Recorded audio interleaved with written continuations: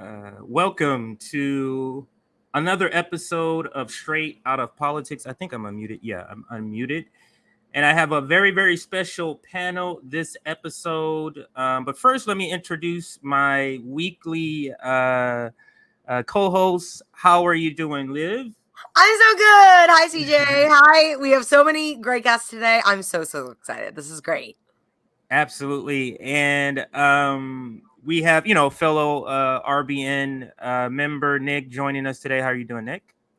So CJ, always good to join you on your show. So I'm just here vibing. Absolutely. Just for everybody to know, the General Strike Summit was birthed out of this discussion with me and Nick out of an episode like this. So maybe something good comes out of this discussion. And I save these new faces to my audience. I save them for last because I save the best for last. I'm going to call them the Bank Sisters, and then I'm going to allow you to just introduce yourselves for those that may not have seen you on our channel because they haven't been, on our channel as much. Bank Sisters, welcome to Straight Out of Politics, and I'll toss it over to you to just kind of introduce each other or yourselves individually. Hello. Hey, what's up? Wow, I'm like smiling so hard. Yeah, we're like very excited about this. We're like, Absolutely. hey, we're finally doing this. I'm so pumped because Jay's we're birthday twins, December Yes. 8th, babies. So Absolutely. strong connection there. And I mean, Liv is just she's coming off the screen. Yes, we're the Bank Sisters. I'm Courtney. I'm Keisha. We're two sisters who had to move back home with our parents through the pandemic. I came out of college in the middle of the recession, and I graduated way before that, so I got to live it up a little bit. So I know how good it could be, I guess. it can almost be Democrat sometimes. So we've got to, Wow. Yeah. I've really radicalized. I've come a long way, Right. guys. So I think So- that's part too. Yeah, Court teaches me, so it's really good. So one is a millennial. Is that Right. how? And who's I'm a a millennial? And then you're Gen Z. Gen Okay, Gen X. Yeah. I couldn't tell you. I think I'm Gen. I guess I'm Gen X, and you're in your same category. Yeah, So I think we're and then- like right on the cusp, but yeah. right, exactly. So anyway, thank you for joining Straight Out of Politics this week, and we do have a very, very important topic. And I think and I can say as leftists, I think all of us on here are leftists. As leftists and in particular Black leftists, I feel like this is our opportunity to reach out to those disaffected Black liberal, Black Democratic voters and try to reach out and grab them, try to pull them away from the Democratic Party. And in doing that, I found this article. It's called I don't want to get the title wrong. Oh, here it goes. Why Black America Should Break Up with the Democratic Party. And it's out of Newsweek. I'm going to put this on the screen in just Who wrote that? here. Who wrote that? Yeah, that her Wait, name what? is, I know she goes by her middle name, which is Denise. Yeah. But that is not her first name, but that is her when she goes, she prefers her middle name, I believe. Oh, here it goes. Pamela Denise. Oh, I'm saying it as if you can see this. Let me share the screen. I am a what is it, a Gen Z or what am I? So I'm a Gen little slower X. with it. Gen X. There we go. So I'm a little slower with the technology. We got it, Jay. Don't worry. Yeah. All right. So right here is the article, Pamela Denise Long. And actually, when I read articles from people I don't know, I always research the writer. And she actually has a lot of articles just like this, where she's talking to Black people. So Google her, or I should say, DuckDuckGo her. Don't Google her, DuckDuckGo her. Pamela Denise Long. She does have some other articles. That is very that's poignant and speaking to Black people, the Black community. So this is what sparked this conversation today. It's time for Black America to break up with the Democratic Party, and I'm going to show you clips of the video when she went on. I believe it's Black News. She went on and spoke about this article, but let me just read a little bit of it in the beginning, and it goes like this. in all the autopsies of the Democrats' recent shellacking at the polls, a crucial storyline has been left out. The large gains the Republicans made with Black Americans in Virginia. Republican Glenn Youngkin, Virginia's new governor, received historic levels of Black support, turning Trump's gains with Black Americans from an aberration into a trend. The truth is, all is not well between Black America and the Democratic Party, and the November 2021 election results might very well turn out to be the rumblings of a breakup that is long overdue. And I can't, that last part, the breakup from the Democratic Party is long overdue. But let's bring in the Bank sisters first with just your overall assessment, your overall idea of the concept that it's time for Black America to break up with the Democratic Party. Can you tell one at a time, can you tell your story, if you have one, of when you broke up with the Democratic Party, or if you believe that is something we should do before we kind of delve into this article? Sure, yeah. I mean, I think I've been on the side of this article probably around the primaries in 2016, I would say. And I think, they're just the fuckery that Bernie went through. It was just insane. And for your vote to be able to be overruled, and then especially with 2020, with so much of the voter suppression happening and the confusing messaging coming from the DNC, and seeing how purposeful it was. I mean, at that point, I was already an independent, but sometimes you're like, oh, maybe there's a glimmer of hope and I could go back. And it's like, no. Yeah. They don't care at all they don't really care at all about helping me. I mean, and, I was a person who was very into, Barack Obama. I was, cried when he became president, and where we live is wild. Like, we're some of the only Black people where we live in Virginia. So we do have an interesting perspective on this Youngkin as well. But I mean, like, I went to, I would go to high school with people whose parents would have cardboard cutouts of George Bush. So it's like it was very Republican, but I was always very anti-war. And I just kind of always found myself drifting more and more to the left.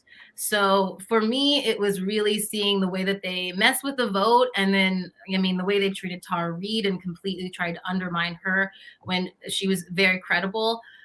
These are things you can't come back from. I am a Black woman in America. If you're not going to take sexual assault in a real way, if you're not going to, actually value the right to vote, then I can't trust that party. And then, of course, Joe Biden being the candidate, then that's pretty long seriousness there. Right. So. That was the nail in the coffin.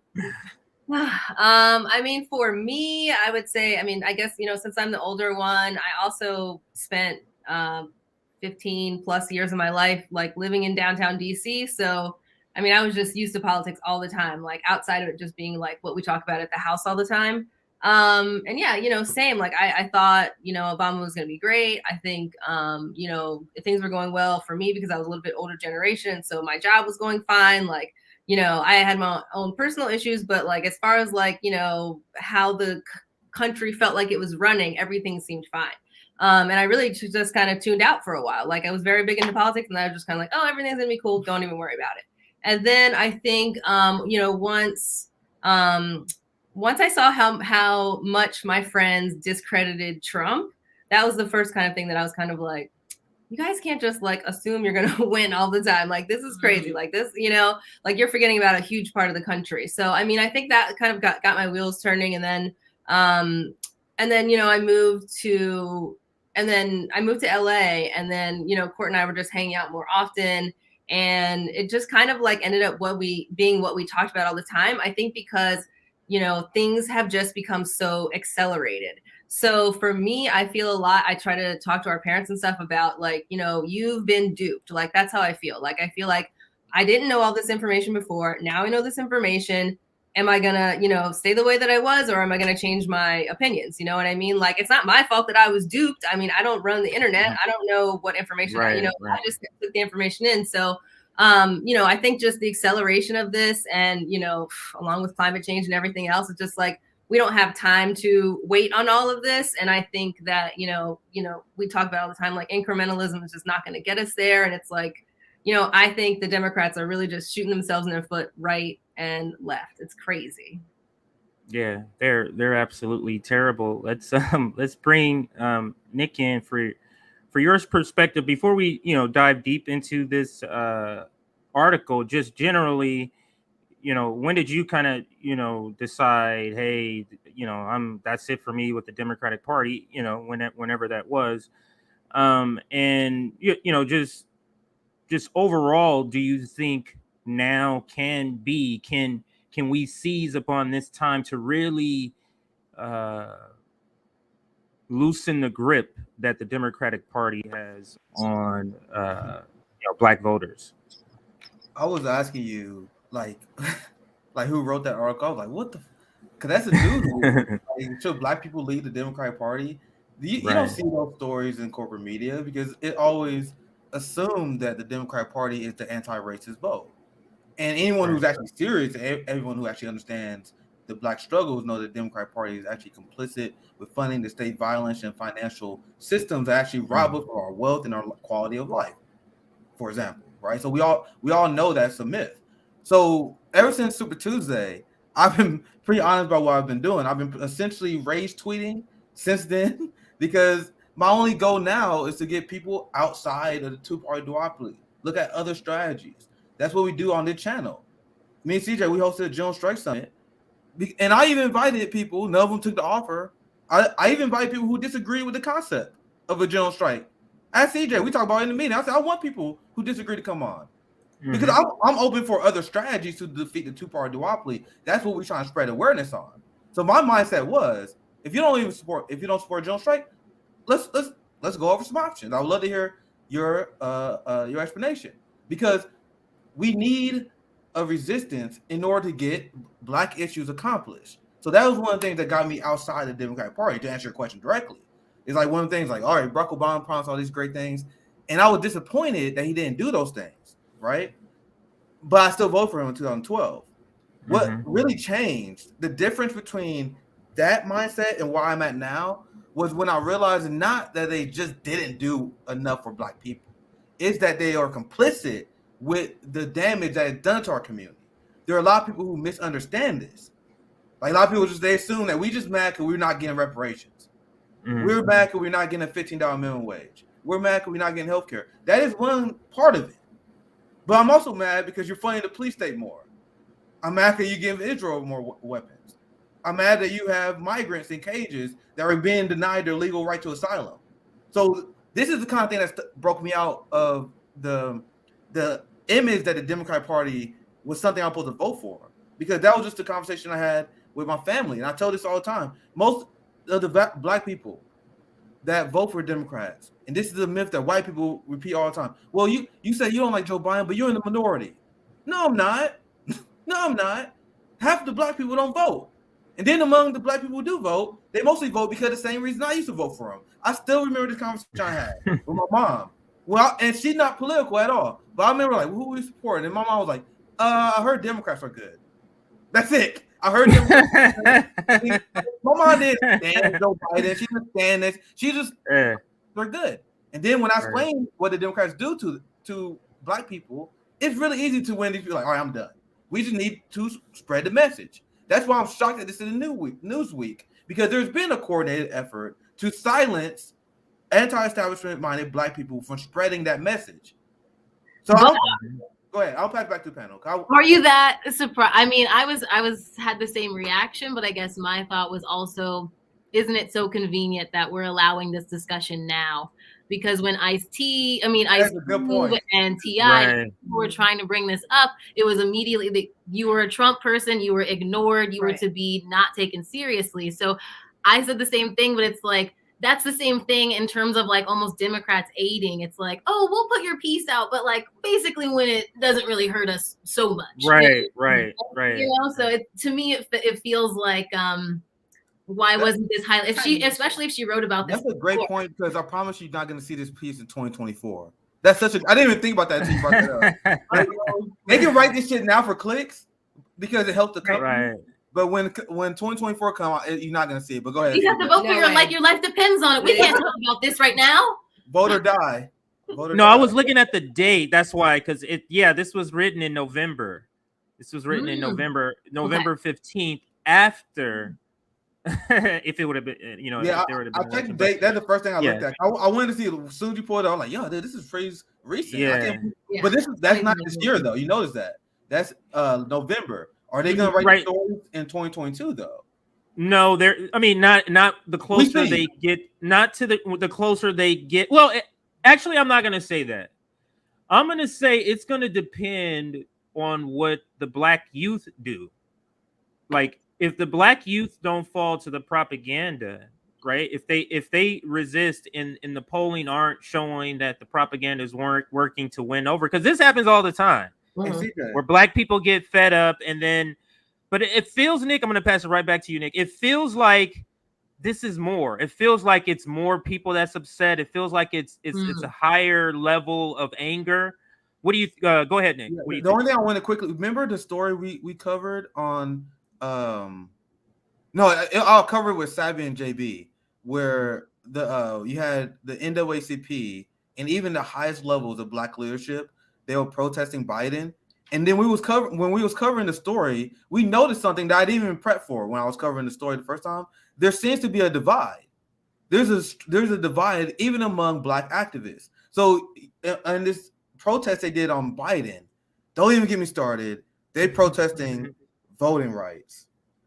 I got to stay on topic, but this is the dumbest shit I ever seen in my life. And I'm explaining maybe in another show. And I'm going to get a lot of people mad at me. But you guys are fighting for the right to vote for Democrats, you morons. But anyway, so this is the one promise that Biden makes that piss off the black community, because you guys don't want to vote for Jim Crow politics. You guys really want to vote for that for some reason? I can't wait to make that video. I'm going to make so many people mad. What voting rights are you guys lost? So I love having this conversation. I'm getting a little bit off on a tangent, but when people like, no, but it's part of the discussion, because we're talking about leaving the Democratic Party. So go ahead. Yeah. So this goes to the overall thing we're talking about, right? So Democrats gotta give us voting rights. What? Who do you vote for last year? I vote for Joe Biden. Okay, what voting rights you talking about then? I want the right to vote for a third party. We need expansions of third parties. That is not what this bill does. People think because they call it voting rights that they are giving you voting rights. That's marketing, you idiots. It's the same way Republicans call shit like the Freedom Act. You guys really think the Democrats will give you voting rights? That is stupid as hell. Mm-hmm. That's stupid as hell. You guys are killing third parties. I wish you guys would understand that. But anyway, I'll go back to the main story, because I'm going to do on my solo show, I'm going to do a segment on this, because there's so many black people that put this as their top priority. Their top priority, we got to get voting rights, the right to vote for the Democrats. It's so dumb. So the point is, that's how the whole thing started, because black people are tired that they can't vote for Democrats. So the NAACP supported it because they support people voting for Democrats. And then there are black activists who are being misled, kind of. But anyway, I'm not going to talk that much about that. So anyway, they're protesting Biden because also a lot of them are talking about what Biden didn't do. So, right? Then you had younger activists on the ground. And this is what Savvy showed me, who was saying, hey, yo, Biden, if you don't give us this, Democrat Party, if you don't give us this, we're done. We're done. And then on my part of the segment, I showed them a video where this reporter who was asking NAACP leadership, she asked him a question. They said, based on your guys not attending Biden's speech and protesting today, is this a sign that you guys are going to stay at home in 2022? And then the reporter said she asked NAACP leadership, and they said that is not the message they were trying to send. So you guys went to protest Biden, but then you guys, you going to vote for him? Yeah, we're going to vote for him, though. What? What does that mean? What does that mean? My point out, because I know it went long, I'll pass it back to the panel. My point I was making is, like, the leadership, the NAACP, the boutique black activists, this is the class divide we talk about. They were protesting, but they was okay with voting for Biden. But meanwhile, the grassroots activists, as Savvy brought up, they was like, no, we're done. So there's this giant divide that is largely based on class. That's why I'm surprised to see that article in there. But I'll pass it back. What's your guys' thoughts? I'll pass it back to you. I think, Nick, I mentioned this, or we've talked about this, touched upon this particular part of this topic, where there's a giant fault line that runs directly through the Black community, and it's one side is the Black bourgeois, or Black bourgeois class, the Black elite, and the other side is us. And it's over people like Obama. They love him. They'll lay down on the road for him and die for him. And we're completely opposite of that. So, and this is something I said earlier too, like this is also speaks to, I'm just adding a bunch of different things to this topic, also speaks to Black elite. A lot of Black elite are able to speak to the struggle of Black people through memory. You know what I'm saying? Yes. Like, for example, Dr. Dre has been rich longer than he was poor, but he still reflects, he still can able to speak to that. Black people who are Sambos, Black people who are coons can still identify issues, you know, in the system and able to articulate that. But then they sheep herd people back to the same system that's keeping us in that place that they can identify. A great example of that. Go ahead. Ava DuVernay. So Ava DuVernay, she blocked us on our podcast Twitter, not my personal. That's safe for Yvette Nicole Brown. Okay. But Ava DuVernay, I mean, like the way that I found what she did with one of her documentaries, I think it was 13th, so just terrible. She never included any clips of Biden pushing for the 94 crime bill. She blamed it all on Bill Clinton, and then allowed Hillary Clinton to basically apologize for it. And she was running that year, and Biden was vice president at the time. And so to me, it's like, to see these ways that you're running cover for people who are actually pushing the policy. And basically, as you were saying, sheep herding people back into okay, Hillary Clinton will apologize for it. Bill Clinton's really the one. Joe Biden's the one who wrote that bill, and the 86 Drug Act, and the 88 Drug Act, and work with segregation. You know what I mean? Like, it's crazy to me that she didn't expand upon that. And the same thing when she did, I mean, it's incredible, but the other show that she did, the Central Park 5 show. So, what's it called? I forget what it's called. When they see us. Yeah. Incredible. Amazing, but she does include the article, you know, that Trump does, which is very important. But I do think, you know, a lot of that rhetoric around that time was also what was leading, going into what was happening in New York as well at that time. So I just feel like, for context, like, she was letting the Democrats off the hook a lot. And you see the Black elite do that so much, you know, just run cover for them. They'll invite them to the church and stand up with the preachers on a Sunday. Why? Why is Bloomberg over here? It's so bad. It's so bad. And the thing is, like, another example is Common, and I like Common. Like, he genuinely does good things for the community. He genuinely, like, seems like he has a good heart. I know people who know him, and they say, like, no, he's genuinely a good guy. So then the question becomes, are Black elite understanding what they're doing? Do they understand that? I understand they know they're sheep herding people to the Democratic Party, but do they really believe in the duopoly? You get what I'm saying? Or are they just doing it regardless? Now, the doing it regardless is what makes us upset. It's like, you know, this is what's going on and you're still doing it. And that's Obama. But those people, do we think all of the elite understand? Or are they like Lil Wayne, who has no clue on what politics is? They just, put him out there and, hey, he says something political and that's it. So, you know, then it becomes that. So I don't know. She thinks they understand. I think a lot of rich people are dummies too. So that's my only caveat. Like, you gotta look at it, or you look at it like this. You take these people that come from abject poverty and make it with a skill. Take Lil Wayne, that just going from being super broke and having a rapid ability to being super rich and having a rapid ability doesn't change any outlook on politics. Like, it's still the same. Like, he has a mic now to say the same stuff that he believed or didn't understand when he was broke. So but what can we do? Like, unless we do things like this and have these conversations. But I do have a unique question for Liv. I do want to bring you in this question. Because for a person who's not Black, after your discovery, when you kind of discovered the Democratic Party, was there a point where you kind of was like, why are Black people supporting this group? Like, was there a awakening for you? Maybe it wasn't just Black people, maybe you just said any person of color, but was there something in you that saw in the Democrats, like, I don't understand why, a person of color would support, this party? Did you ever have that, or are you having that, now through the radicalization of, on Twitter and everything? Yeah. So, my big political awakening was the morning after Trump was declared president-elect, and that's like the first time I woke up. So the first election I voted for, I've never really identified with the Democrats. I've never felt like they represented us, and I voted for Gary Johnson because I just wanted to vote for a party, because the whole lesser of two evil things. I was like, if one is still evil, why am I voting for this shit? Mm-hmm. You can't sell me on that lesser of two evil shit.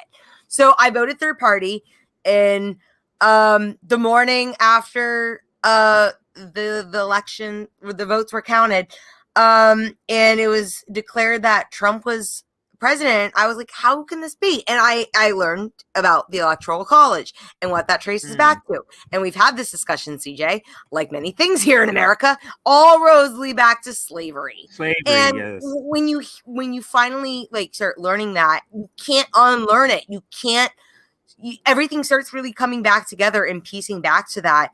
And you're just like, so there is no reforming this. Then again, my biggest thing is the police. If that is built on runaway slave patrols, that is a systemically racist, brutal system.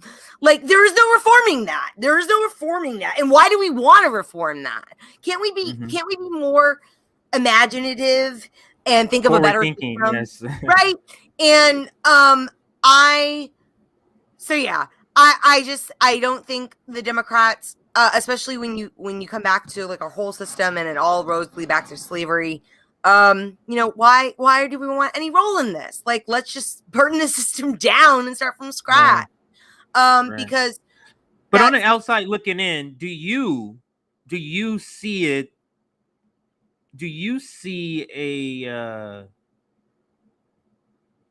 responsiveness from the Democratic Party to Black constituents? Do you see with your own eyes, oh, well, the Democratic Party did this for Black people, this party did this? Do you see that? I see all the damage that they've done, and I see that they keep time and time again saying, we need you, we need your support. And still the generational trauma that they have enacted and done, yet still, it's just someone in the comments, it's the most toxic, abusive relationship, hurting Black Americans, and then saying, we still need your help. Come support us, and we'll try again this time. This election, we'll get it right. And we're in the middle of that right now. Go ahead. I'm sorry. No, it's just I just think that's always been it. It's either you vote for us or vote for the Republicans, and it's still the harm's being done. And like Nick was saying, and the Bank sisters, they are still responsible for writing all those bills. The Democrats are. And Joe Biden is our current president responsible for that. And we need to be talking about that more. Because they really and to that point. And to that point, when you brought up with the video, or the person that you saw doing the video, and they weren't critiquing Joe Biden, they were critiquing Bill Clinton, right? But even when critiquing Bill Clinton during that time, Joe Biden was the one shepherding those bills. He shepherded the 1994 crime bill that he signed. He shepherded some other crime bill during that time. Like, it was a bunch of things that, the welfare reform. And at the time, Democrats reformed welfare. At the time, 70% of the recipients were kids at the time. And they reformed that as a compromise with the Republican Party, as if that's a compromise. But on the topic of just Black people being fed up with the Democratic Party, I did want to play this video because it encapsulates the frustration.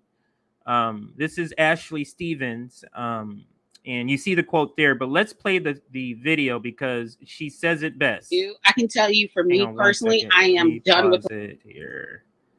I think all of you can see it, right? Yeah. Okay. So this video here kind of, in a nutshell, exhibits the frustration that a lot of Black people in the community have with the Democratic Party. I can tell you, for me personally, I am done with electoral politics. Or maybe later I might come back, but as of now, put it like this: for the rest of my life, I'm done with Democrats. They're never going to get another vote from me, not on a national level and not on a local level.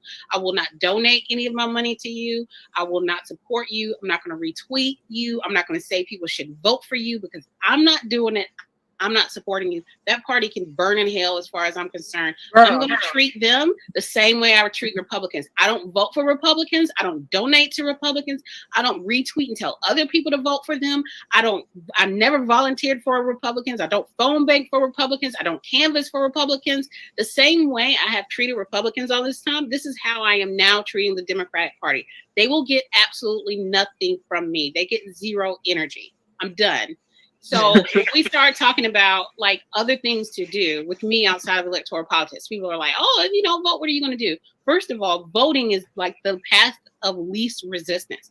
That is not even the beginning or any significant way of political activism. And people think it is, and it is untrue. You're right, Jackie, because a lot of these things, and Monica, that have happened specifically for Black people, but working class people, and all these different laws and rights that we were getting them because we put pressure on the outside. Now, I know a lot of people talk about mutual aid and community support, but I'm going to tie in what you said and break it down so people understand what people like me are saying. So those of you listening understand what people like me are saying when we say mutual aid and community support, tie that into general strikes, right? So it's important that you work on a small level to make sure people's basic needs are met in your community, which means if these people do not show up to work, they will still have bills to pay. They will still need to have food put on their table. They're going to need community support. Right. Love that clip. I've been, retweeting it I think at least a year I've had that clip, but every couple of months I always retweet it out because it so perfectly describes my frustration, I know, with the Democratic Party, and a lot of Black people I know. And to Nick's point earlier, I'm all about radicalizing people to the system, but in particular, I need to refocus on breaking the grip that the Democratic Party has on Black voters. That is key to me. That's my number one priority. Yeah, that has to happen in the community. No, go ahead with that point, because that's where I was going. We have to literally go into the communities, like what Rome is doing, and talk politically to people. Go ahead. Yeah, I mean, and that sense of safety net too. I mean, first, when we tried to fight our landlords for an eviction, it's the exact same thing. I was like, our eviction thing, and we went around door to door, canvassed the fuck out of it to every one of their as many properties as we could. Keisha could speak a little bit of Spanish. We were like getting people's and that pressure, the fact that we went and put, had meetings and we put flyers up, and they called around to all the managers and they were like, be on the lookout for these two girls. And people were excited though to feel that support, that somebody was finally addressing these issues. And I feel like it's connecting that that missing link that I feel like we do have these conversations, but when it comes close to an election, which I feel like we have to vote, whatever. I feel exactly like Ashley, don't do anything else for them. But we have to find a way to have some sort of leverage. And I feel like that is missing, that we don't feel like we have that safety net where if we don't give them their vote, we don't show up to work, that somebody's going to be there to catch us. So getting in the community and getting our faces known and, having that, that's what you got to do. Yeah. I mean, that's the hardest part of this too, is I feel like we're really starting to build a really good community online, of course. Right. And, I mean, they did a great job with the Medicare for All march, that was in a lot of different states. And like, I feel like that worked out really well, but I know there's that website about mutual aid, but I think anything we can do to start like reaching out in real life or, finding other ways of supporting each other, I think has to start soon. That's the biggest thing that the Black community is always missing. If you look at any other race, Asian people there are very few Asian people who are homeless. There are very few, and that's because we don't have the resources. It's not that we don't want. So right. I do think we have to look at the things that we do have within our community structure. And some of those biggest things are like the Black church. I know we have very staunch, snobby kind of like older Black people who go to our parents' church. And, I tried to talk to some of them about Bernie when I was over here a few years ago. Mr. Jack was like, we need a strong military. Like, they're crazy. Like, I was like, y'all are like, no, we don't. You got to understand, they've been propagandized for decades. Right, they've been propagandized for decades without social media, without the internet. Internet is really helping to radicalize and bring people together, or the understanding that you're not alone. So I like to say that as to not to go too harsh on them, but we have to go ham on them, because whether brainwashed or not, if you're helping them to sheep herd people back to this terrible party, I'm sorry, but we have to go after you. Like, that's just a reality of us trying to save the community. Go ahead, Nick.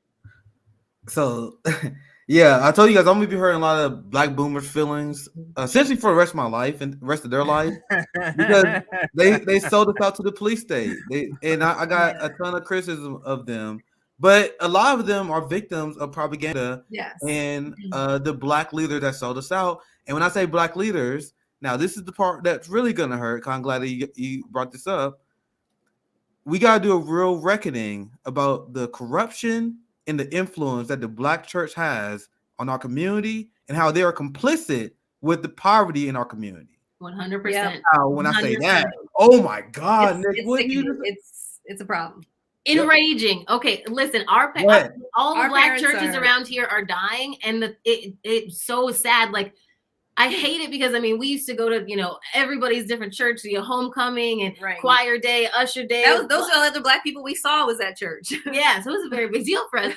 But we traveled a long way. Yeah. But the problem is the younger people. Like, I was very involved in church, but I could not get on board with them pushing basically what now I know are just Democrat values. They would tell people how to vote sometimes, or and I'm like, they did directly. One of our pastors was a Marine, so that's why I think he talked about voting all the time. Yeah, he would always try to influence people's votes, and it's too much money. The problem is though that these churches are not coming back. Like, they're not. We've been trying to tell them, we're like, you guys need to consolidate, you need to downsize, you need to do something, because young people are not going to come back.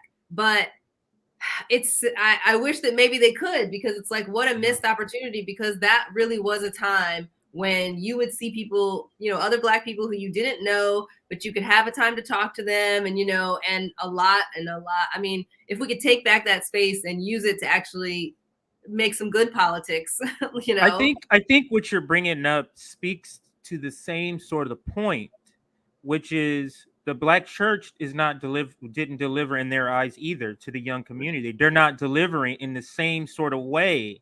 It's because the Black church is tied to the Democratic Party. I think that is a discussion we need to have.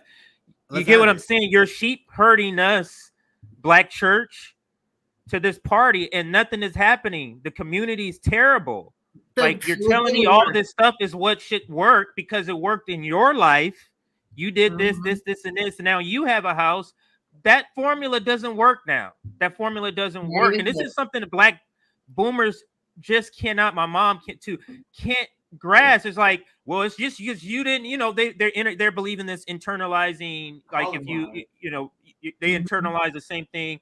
Well, maybe you should do this and that, and this is the reason why. Is because when I was this, it's like, do you understand how different that shit was back then? Like that would never have what the criteria for you to be a teacher back then is not the same. Like, do you understand? Do you understand that? Like, it's completely different.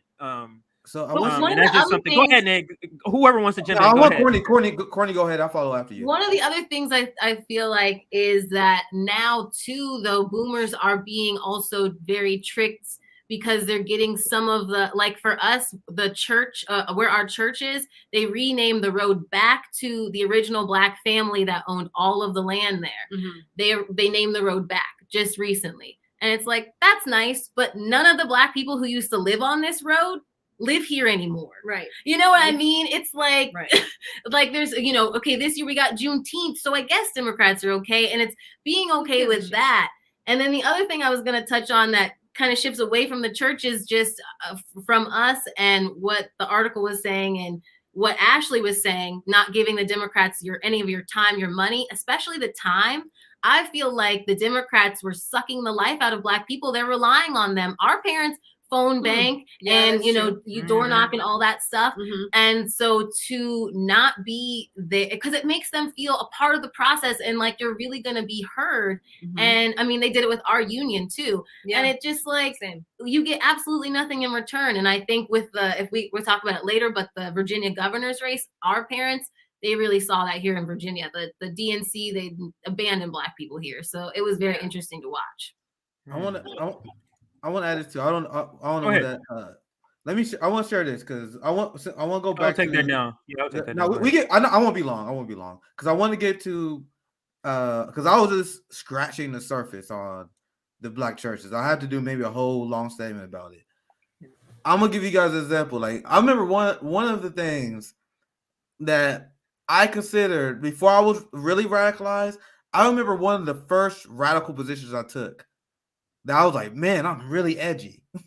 I was like, I think gay people should be allowed to get married. Boom! I was like, bro, I am edgy as fuck. I was voting for Obama. I voted for Democrats, but I thought I was edgy because like, yo, I'm going against the grain here. That's right. Man, you guys are homophobic. I'm gonna say it. And the thing is that, and me and Ron, we talked about this before. That was a large problem in our community. And I admit I haven't been perfect. Ron apologized for things. No, we all. Let me say this part because this is important. This is important to say when we're talking about homophobia in the Black community. It's really about conditioning. It's really about conditioning. You're being Black people were conditioned to have this sort of belief, like you just understand your oppressor is telling you to help them oppress other people is basically what the Black community is being asked. I'm about to make a stunning admission, but I'm gonna make a point. I still remember when I was a young kid when people would explain to me why you shouldn't use the F word, the one with end with G. Because we used to use it just casually, like because it wasn't considered that bad. Like that's I'm saying this is how when CJ talk about conditioning, like I'm a kid, I'm not making a statement this is why I hear. I mean, this is why I'm around. I didn't think it was that bad. I'm like, I'm just messing with my friend, man. I'll just call him the F word. But then, like, obviously, as you get older, you mature. Obviously, I don't use it no more because someone explained it to me. I'm like, oh, okay, that makes sense. That makes sense. I don't want to disrespect people. But the point of me telling you guys the story is it was ingrained. Like I literally had to learn this shit. The point of the overall story I was getting to before we spiral off is that you guys know that one thing that was my first radical position, and that was when I was like, all right, I'm separating from y'all motherfuckers, right? Because the church was against it, right? Yeah, you gotta get the point. The Black church rallied and joined hands with conservatives all the time, and they defeated propositions in California, all over this country. So this is one thing. That's the first thing I'm like, all right, what are you guys doing? Because the reason why I made that, I came to that conclusion that I got to stand in solidarity with my homosexual brothers and sisters is the same conclusion I made when I stand in solidarity with Palestinians, because all of us, we're Black, right? My slave, but we love you. But we all know what it was like when we learned about slavery and Jim Crow during school. It's one of them heartbreaking things, and it's one of the things I learned about. I'm like, all right, I would never first you learn, like when you hear about that in the Holocaust, you ask how do people allow that to happen? That was like one of the first. How do you allow Jim Crow to happen and not say anything about it, right? So that's how I feel about gay marriage, because I was like, I don't want to be one of those people that don't say shit about like this issue. Yeah. Then I saw the Black church rally against this. Now the Black church, that's just one example, but the Black church, as we explained, often rally otherwise anti-establishment minded Black people to corrupt Democratic Party Congress people. Jim Clyburn, Maxine Waters, the most corrupt Black Congressional Caucus members are routinely endorsed by the Black church because they rub elbows together. I'm gonna share this. This I haven't read this, but this is pretty much kind of talking about what I want to get to. The documentary about financial corruption in Black churches. This is something I knew about for a long time. I just found something real quick to show you guys. Here's a trailer for what looks to be a fascinating documentary about corruption in several Black churches, where ministers get rich off congregation, all in the name of the Lord. Now, once again, I pulled this article up just so I can show you guys I'm not making this up, essentially. That's why I pulled this up. But I can explain it without reading the article. You guys understand that there are a lot of leaders in the Black church that takes money from financial industries, the same financial industries that give money to the Black Congressional Caucus. Yep. So then when the election comes, guess who they sheep herd people to? Oh, we got to stand up for the community. We got to support Jim Clyburn. The Black church came out in favor of Biden against Bernie. Yes. This is what they always do. I was in South Carolina. I've seen it. So they are a net evil and a net negative influence in our life. Rather than teaching Black people what our values are, what we need, and how to be searching out the right candidates for that and not aligning ourselves with anybody. I feel like that's how evangelicalism, that's how those kind of things got courted, because they don't change their positions. They don't back down. They don't negotiate. They have their things that they want and they stick to it until somebody comes around to them. Well, but then now they're being served too, because they've got a symbiotic relationship. Right. Yeah. I feel like the Black church, it's too much with this Democrat. It's just too much. Okay. What it is the religion. It's the tie-in of religion and throwing out all the other stuff that who you're teaming up with. That's essentially what's happening. They've tied their hitch to other white Christians, but these white Christians are the same people in the Republican Party who hate our guts. I was about to use a cuss word, but who hate our guts, right? So that's essentially because my mom, before she started watching MSNBC all the time, she was on this station called TBN in California, and it's the Trinity Broadcasting Network, and that's all she watched, donating money. Imagine that, a poor person, donating money to these rich people. The TBN is they don't. Let me tell you, they're rich, millions upon millions of dollars, no commercials, all fully funded by people who watch them. Wow. Zero commercials ever. Shit. For years. Just look it up, TBN. And they have this big grand. Right. They have this big grand castle in Orange County, which is an area over here in California.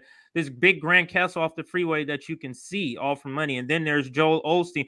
I mean, we can go on and on.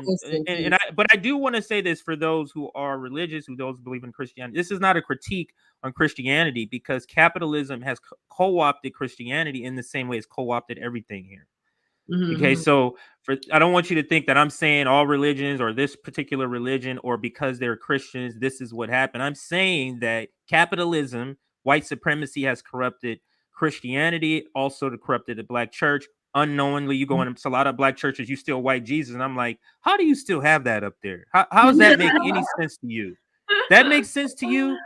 That's the Tarzan. I mean, it's so bizarre. It's the Tarzan effect to believe that Tarzan in Africa is so bizarre. That's what you think, though, by having a white Jesus up there.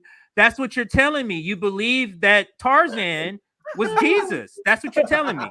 Pretty much the same, right? Because there's no other way to explain that. I mean, everybody else is one color, but this person is this color with this hair texture. Like, stop it. You're not making any sense. But let me get to the part of the article. Let me try to bring this back to the point of the article, and then I'll let all of you comment. This part, I do want to read this segment of the article here. While progressives accuse the right of not talking about anti-Black racism, when the left does talk about anti-Black racism, they do so to use our pain, not for our benefit. Now, we must course correct and point out that when she's using left, she's saying the Democrats, because that's how they're described in corporate media. If she were to say something, didn't use the left, using the left, all the people who read this understand what that means. But our audience is looking at that like, what the? Yeah. They're not talking about us as the left. They meaning the left as in Democrats. And this is a great point. The progressive left Democrats. It's a great point. While progressives accuse the right of not talking about anti-Black racism, meaning things specifically done to Black people. This is what progressives love to talk about. This is what they always like to point out. Like you can literally probably Google some stuff right now and pull it up. But it's never used in a way to talk about solutions for it. It's always just used to say, come on board with us, because we see I've articulated the problem that Black people have. So come join us, because at least I'm articulated it, and I'm going to virtue signal that I'm going to really do something about it, even though I know I'm not.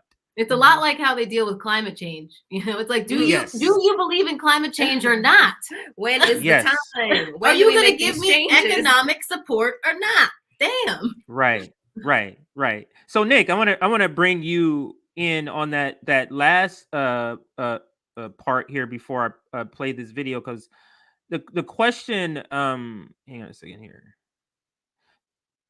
The question I have is because I think we talked about this, Democrats using Black pain, for example, for the George Floyd. I think it's called the George Floyd Act. Democrats using Black pain, the John Lewis, like having an act that actually increases giving more money to the people that murdered George Floyd, but calling it, naming it after him. I think to me that's essentially what this point is saying in this article, is that they're signaling to us that they can, George Floyd, we're even going to do some reform. And they're tossing some garbage reform in the bill. Corporate media will parrot that over and over, while at the same time not talking about how they're increasing funding.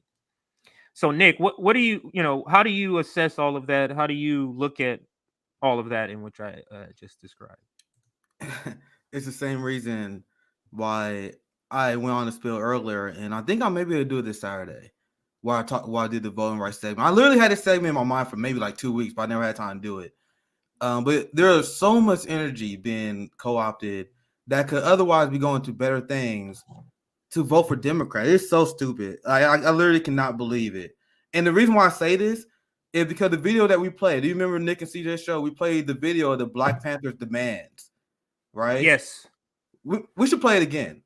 Yeah, I'll bring it up as you talk. I'll bring it up for you. Yeah. I learned that it's not the worst to play things again because we got new viewers sometimes. So so when you watch this video that we're gonna show you, and I think I've seen it like the first time when I was doing show prep, preparing for the show. When you hear this list that we about to show you, and then you see the shit that the NAACP and the Black Democrats advocate for, I look at what they're doing with the voting rights. I'm like, you guys are fucking clowns. And you think I'm being too hard on you guys? Wait till you watch this video that CJ about to pull up. Yeah, this here, is what the Black community here. should be advocating for instead of for the rights to vote for Democrats. Are you guys out of your fucking mind? Are you guys like that's an accomplishment? Like that's a thing. Let me restart it here and full screen it, and then I love this video, by the way. I love it. That's why I want to here. see it again. All right, so here we go. We'll comment on the other side. 10-point program. Number one, we want freedom. We want the power to control the destiny of our Black communities. Number two, we want full employment for our people. Number three, we want an end to the robbery by the white man of our Black communities. Number four, we want decent housing fit to shelter human beings. Number five, we want education for our people that teaches us the true nature of this decadent American society. Education that teaches us our true history and our role in the present-day society.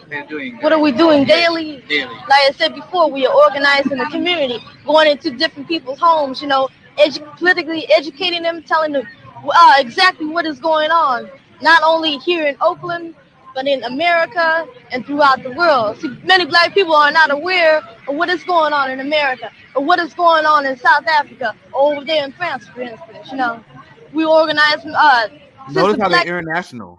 Community. We talk to them, show them examples. In our paper, we have pictures, you know, so they can see what is going on. And then after they learn what is going on in the black community, then they can step forth and try to change themselves. Okay, thank you very much. Thank you. Thank you very much. Number 6, we want all black men to be exempt from military service. I'm a draft consultant. We started the Black Draft Consultant Union because we realized the problem that black people are not aware of their rights under the draft law. We feel that black people should be exempt from the army because, like, they have nothing to fight for in Vietnam, nothing whatsoever. They go to Vietnam, they fight, they come back, and things are the same. They haven't gained anything. Number 7, we want an immediate end to police brutality and murder of black people. Number 8, we want all black people to be released from the many prisons, city, county, and state jails that they're not being held in. This jail is composed about 80% black, and I would guess that most of the blacks here are here because of political reasons, really, even though they don't even realize it. Number 9, we want all black people, when brought to court, to be tried by a jury of their peers or people from their black communities as defined in the Constitution. Number 10, we want land, justice, housing, education, clothing. Now that's what I mean. Has anybody heard anything like that come from any black so-called leader? Anyone? Not even close, guys. This is so upsetting. We had how far have we fallen? This is so crazy. We had the biggest rallies and protests in the world around Black Lives last summer, and we could barely even be like, get rid of the police, you know? Like, we're like, chokeholds, okay, fine. You can don't choke. Yes, chokehold. It's really about white comfort, and I think that really illustrates. It's really about white comfort, and that's my assessment of the electoral process. Now I've been thinking about it more and more and more. I've been rage tweeting about it yesterday. Is that really the electoral process is to bring about change for white America. It's not to bring about change for anyone else. That's not really what it's about. This is why white people can be so invested in it, doing it. You remember Jen? I forget her last name, but Jen who ran. I was going to say that. This is why they're so invested, because the things that they can get done that help the things they want, they could probably get done. But they can't. But when they team up with us and say, "Hey, yeah, I'm with you. Let's go do these things," the only things that are getting through are the things that are going to benefit them. None of the stuff, and they don't want to saying, again, they don't even want us to put our list of demands on the same list as the master list. They're like, okay, that's a separate list over there. That's the black list, guys. Come on, the black list, get it? The black list over there, keep it over there. That's not part of the main list. And you know, that's my assessment. But go ahead, whoever wanted to jump in there. That's exactly why I wanted you to pull up that video, because I was showing you that in response. Now, Matt, compare that to what the ask is now. He demand the end of police brutality against our neighborhoods. Yeah. He was demanding that we be in trial by a jury of our peers, because study has shown that black people get harsher prison sentences when they got a jury that is largely white. Of course. Right? So these are real. Now compare that to what the NAACP is asking today. I want the right to vote for the people that is complicit with destroying the community. Now it's almost like they're not serious, Nick. They're not serious. Preview, so you guys know why I'm dragging this bill so hard, and I'm not gonna go too long into it, because I'm gonna do a full segment on Saturday. This is what they're fighting for. Right. Third parties may disappear from ballot under Freedom to Vote Act.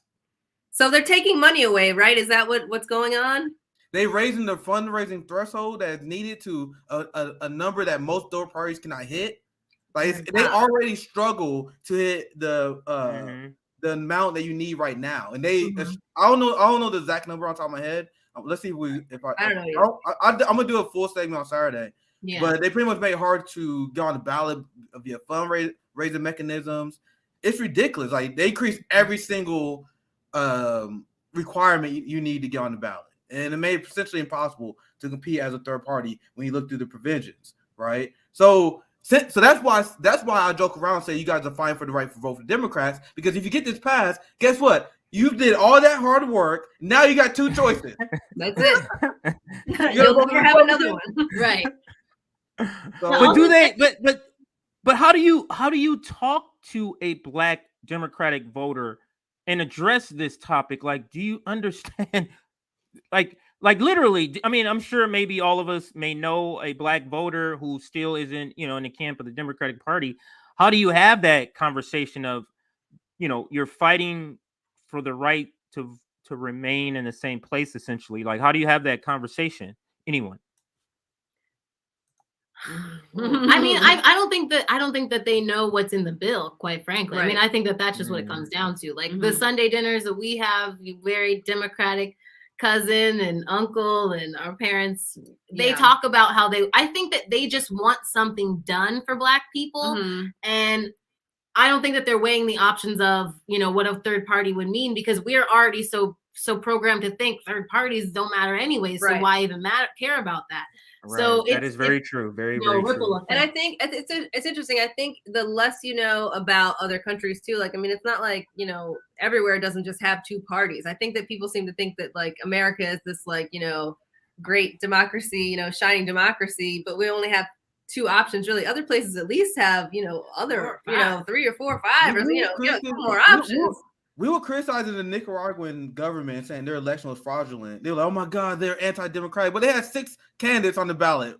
That would be so nice. 3. But that's something else about when CJ talked to Jen Perlman, and she cut you off about the electoralism. Yeah. I think, and I've been having this kind of little argument to myself, I guess, with Hassan Piker, but like, I don't, what they want to achieve can be accomplished by being civil, by, speaking and having conversations and listening to each other. Making task forces or task groups. And their stuff will get accomplished doing those kind of things. Whereas the stuff that we want needs action in the streets. We need people to stop working. Because otherwise we don't have a stake really in the Democratic Party. I mean, we're begging our parents to stop donating to them. I think they've gotten to that point. But that's a step in the right direction. They're like your mom is with TBN. Like our mom is like that with Joe Biden. It's crazy. My mom has moved on to MSNBC, and she knows I hate him, but she still will come in there, and when they're really on a rant with Trump, you know what they're doing. You know what Trump is doing. I'm like, Mom, please. That's our every morning. Please don't tell me about the propaganda. At least I'm able to say that to her. I'm at that level. I'm like, please don't tell me about the propaganda on the TV, Mom. But let me play a snippet. Now the author, Pamela Denise. Sorry, I'm not looking at the screen now. I'll get her full name. Yeah, Pamela Denise Long. Yeah. There we go. Yes. Yeah. She went on Black. I think this is called Black News. Black News Channel. They need to change their logo. There we go. It looks like DNC. But otherwise, love the content. Otherwise, great. Black News Channel. And this is Mark Lamont Hill interviewing her. And let's play this snippet here. It's about 2 minutes long, so just but it's good. So let's listen to this, and we'll comment it on the other side. I understand and even agree with the critique of the Democratic Party's relationship to Black people. It's exploitative. They take us for granted. And at the analytic level, we are a captured electorate. That is to say, they know they got us. If we vote, we're voting for them. I get that. But we have a few practical options. That's what people will push back and say, right? That the realpolitik is that we either don't vote, we vote for an alternative party, or we vote for Republicans. And that voting for an alternative party doesn't give us the power to defeat Republicans in major elections, maybe in a local election, the mayoralty is probably the best case scenario. And that if we vote Republican, or at least hold out the possibility that we'll vote Republican, that we may get more from the Democratic Party, but we're kind of cutting our nose to spite our face, because Republicans don't serve our interests in any way. So how, as a practical matter, can we leverage our votes in different ways when the options, the alternatives are so bad?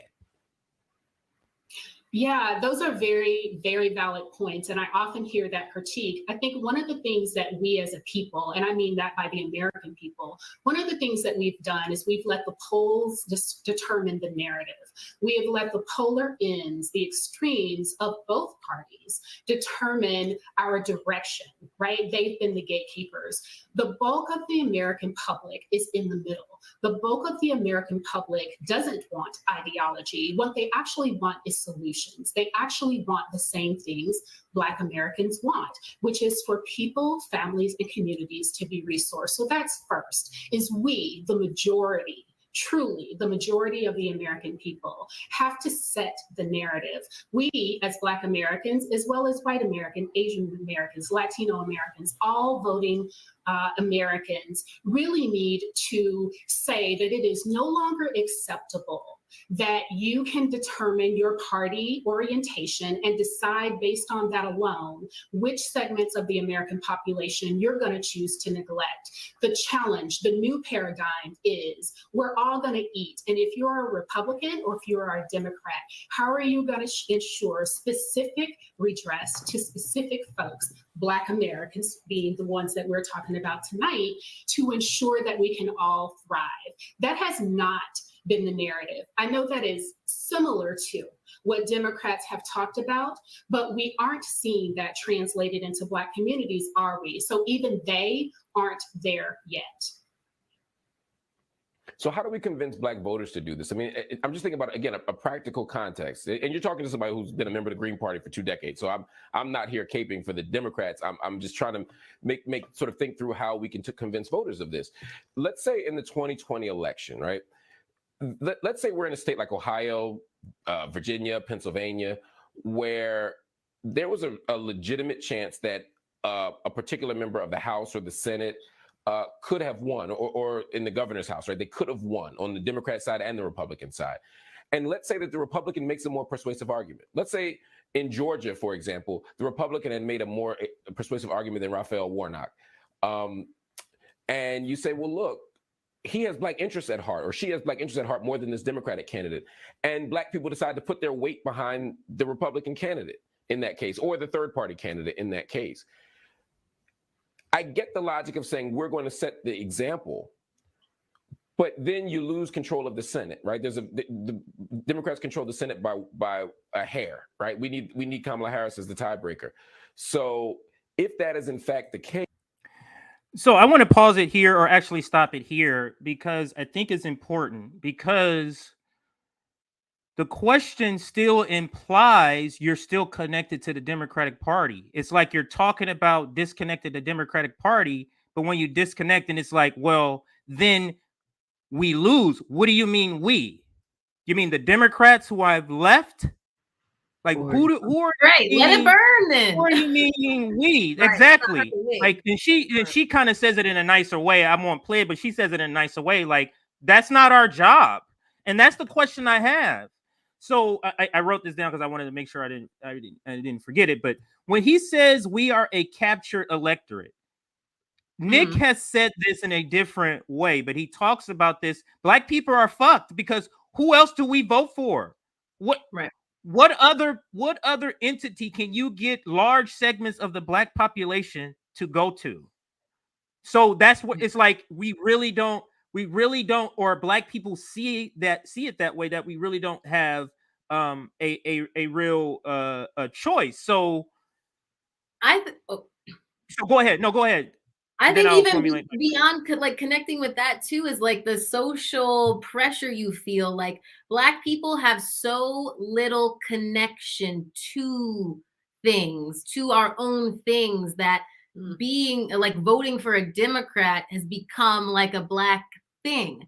And so when you don't do it, then you're characterized as like not looking out for Black people, not looking out for the community, being, you know what I mean? And so it's like a very manufactured division, almost like the colorism that we have as well, where we would be much stronger together, but it's almost like this is one of the last kind of identity things that Black people have to hold on to. And so we have to find a way to like make something new for ourselves. It almost means that, you know, like I just don't see. There's no way through the Democratic Party. Surely. Can it be done with boomers and young voters though? I don't see that teaming of young voters, black young voters and boomers or older voters. I see them having this wanting something different. So I don't see their goals really are go ahead. I guess at this point, unfortunately, their goals are still different. I don't know why. I mean, you know, as we were saying before, like our goals should just be as Black people, let's vote as a block and let's keep it together. And, you know, we don't need to have these separations for ridiculous reasons. Like, I mean, we know that the things that we need would all work together to make us the most strong. So the problem we've had is like, and the same that you were saying, CJ, you know, it's been really hard to convince older Black people that they didn't get good stuff, kind of, you know what I mean? And like, we're like, well, but you could have gotten more. Right, exactly. Like, it's like, you were owed more. You you could have gotten more, but also what you did get has not trickled down to us. So, you know, that's where the elitism comes in again too. And it's always this feeling of like, oh, well, you know, but it's coming into the Black culture right now a lot too, with like this chasing capitalism and such. And our boomers almost have that entrepreneurship and stuff like that. Yeah. Where for them, a lot of them were from poorer situations. So then because of the way that the systems were set up, they could actually like have home ownership and work a job and be able to provide for their kids. But now on the other end, it's not happening on the other side. And so we're trying to explain to our parents where things have been picked away from and why it is that they who don't have college educations and, you know, how come they can own a house, but and we have college educations and we're gonna lose this house. So you know, that's the conversation. That is the conversation. What you're articulating there, that's the conversation that needs to happen in the Black community. But I had another but let's discuss this. So Nick, it's a real good question. Black people are practical, especially when it comes to voting. Like, prove to me, like they didn't jump on Obama until they can prove that he could win. Black people weren't even voting for Obama in the beginning until you could prove. It was like, yeah, y'all love to have him, but Black person never win. Until they start seeing them winning, then they say, oh, okay. Okay, that's true, yeah. So even if Black people can identify that the Democratic Party is terrible, that they're not helping, at least at the very minimum, they're practical. So how do you convince Black voters, maybe not Black boomers, but Black voters who are leaning to Democratic Party to detach from that? Because our voting system is so built on win or lose. It's designed that way, red or blue, win or lose. And it's such a lack of understanding of how third parties can affect change, like like what happened with slavery, how that was pushed because of a third party, and at the time Republicans, which is completely different now. But that's a long story. But Nick, you get the question is that is a hard sell, and I think if Black people, another way of saying is if Black people had a better option, I think they would have left the Democratic Party a long time ago.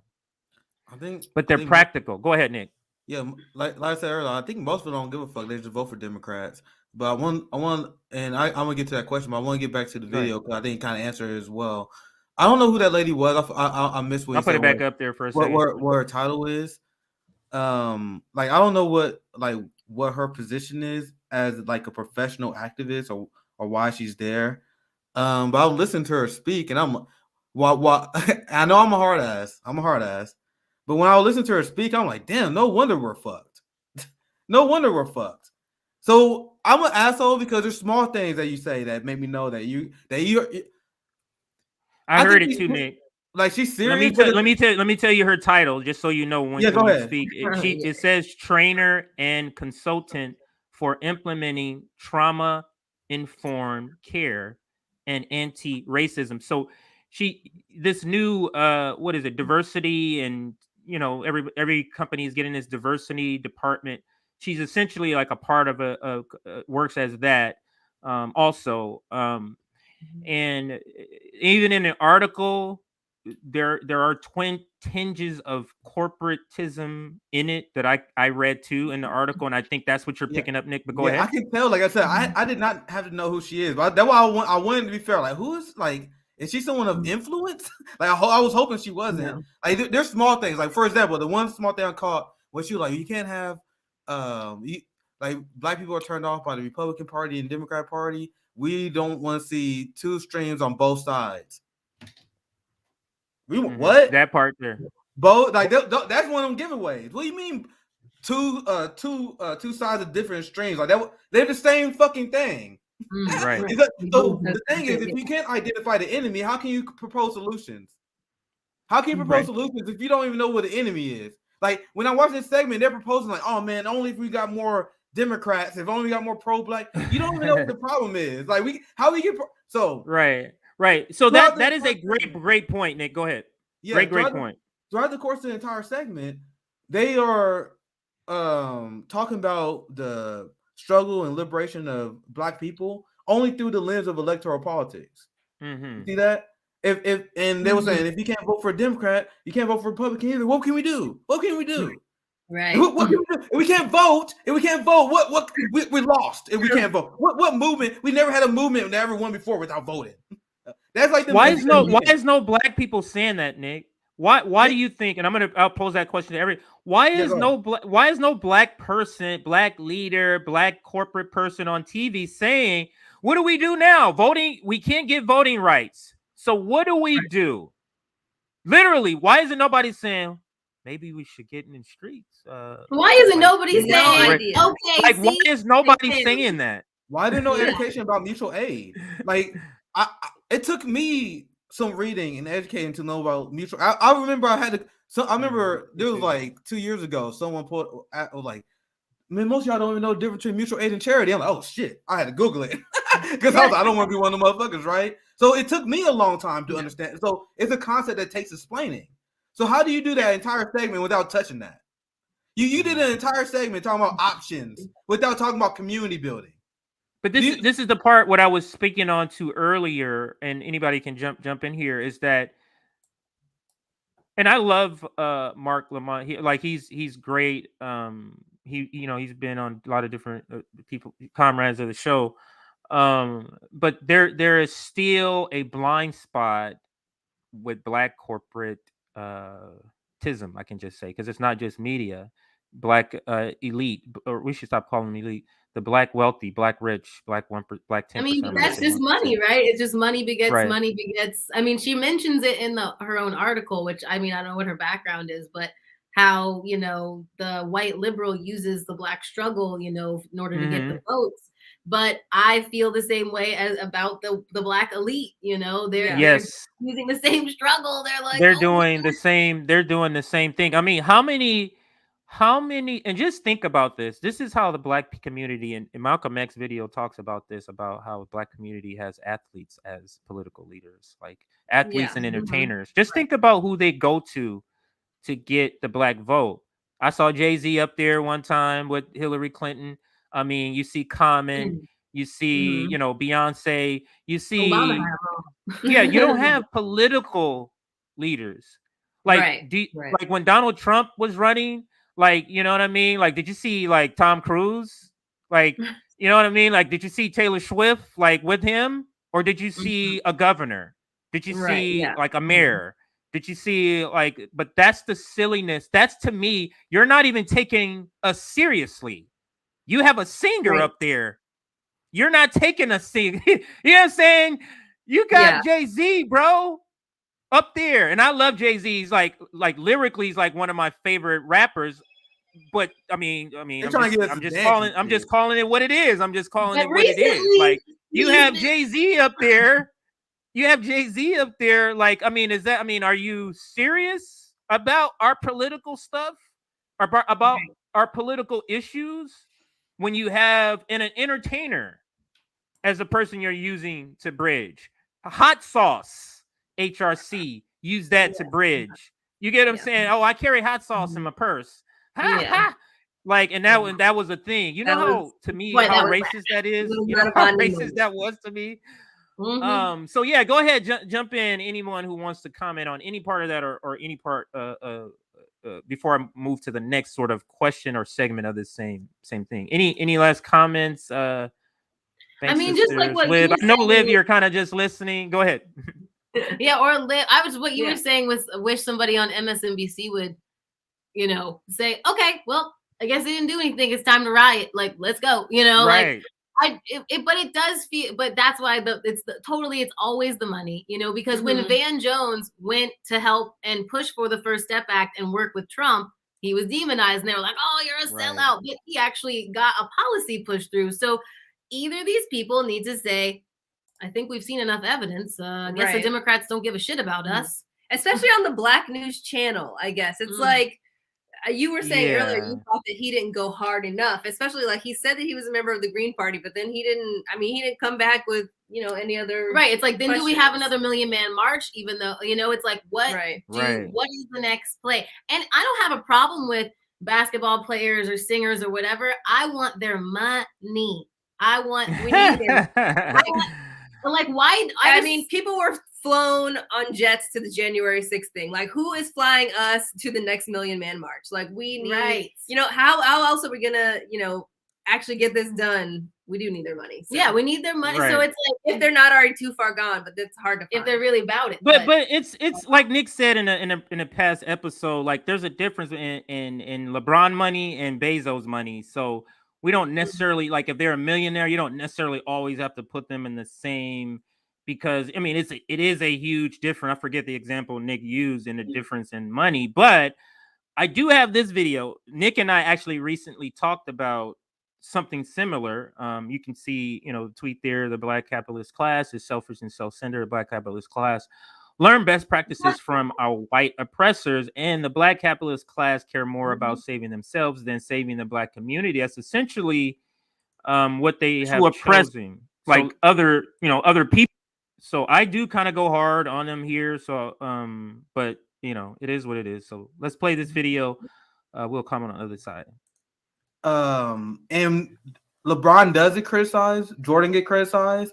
Oh, I have a bunch of criticism for Michael Jordan for their practices selling shoes and merchandise using slave labor, and Michael Jordan inflating his shoes to ridiculous prices, knowing that they are marketed to the Black community who is low income. That's why I dislike. There's a lot of reasons why I dislike like the black bourgeoisie, Black athlete and capitalist class. Their pay is not that, though. That's the point. Right. So the pay isn't the reason. It's other things. Yeah. There's the other things. Like Michael Jordan deserved to be rich as fuck for what he did in the NBA. But his business practices is really fucked up. Really fucked up. That's what happens when you're learning from your oppressor to oppress like other people. And this is people like Michael Jordan, people like Oprah, I have a real disdain for. In particular, Oprah Winfrey. It's because the state of Black America and the power that you have, but you're not willing to put yourself out there because you want to save you instead of saving the whole community. Like, I have no fucking you don't understand. If all rich, wealthy Black bourgeoisie just came together, do you understand Black people wouldn't be in this state? If when Oprah was on TV signing $1 billion contracts, if she said, I ain't signing shit until you do this for Black people, do you know that would have gotten done? Do you know if the NBA didn't play last year and Obama didn't come in, and let's say the NBA went on strike, do you know the owners? NBC, ESPN, Disney will start calling them up about day 13. Hey, we ain't getting no money. This strike needs to end. So whatever you need to do, owner, you do. And they would have called Congress. Get fucking shit done. And it would have got done. This is why I don't have no fucking sympathy for people like Michael Jordan, for Oprah Winfrey. Fuck them. Because they alone can help the Black community. They alone. Yeah, and now that I re-see it, maybe I didn't go that hard on him, because now that I'm thinking about it, like, no, that was pretty. That's pretty spot on, accurate. That it's like you have a lifeboat, a lifeboat. You're sitting in a you're sitting in the ship, and you can see people out there, and you're just not doing it. You're like, fuck you guys, I don't care. Yeah. Sorry, I'm good. Like, because of personal responsibility, right? Which you learn from your oppressor. So you are joining your oppressor class, and then you throw. This is another thing you learn from your white oppressor, which is what? Charity. To wash away your sins. Right. Charity. So you do a couple of things. You open up a school here. You do that. Nothing really that economically affects. No one is fighting for the economics of Black community. Right. No one.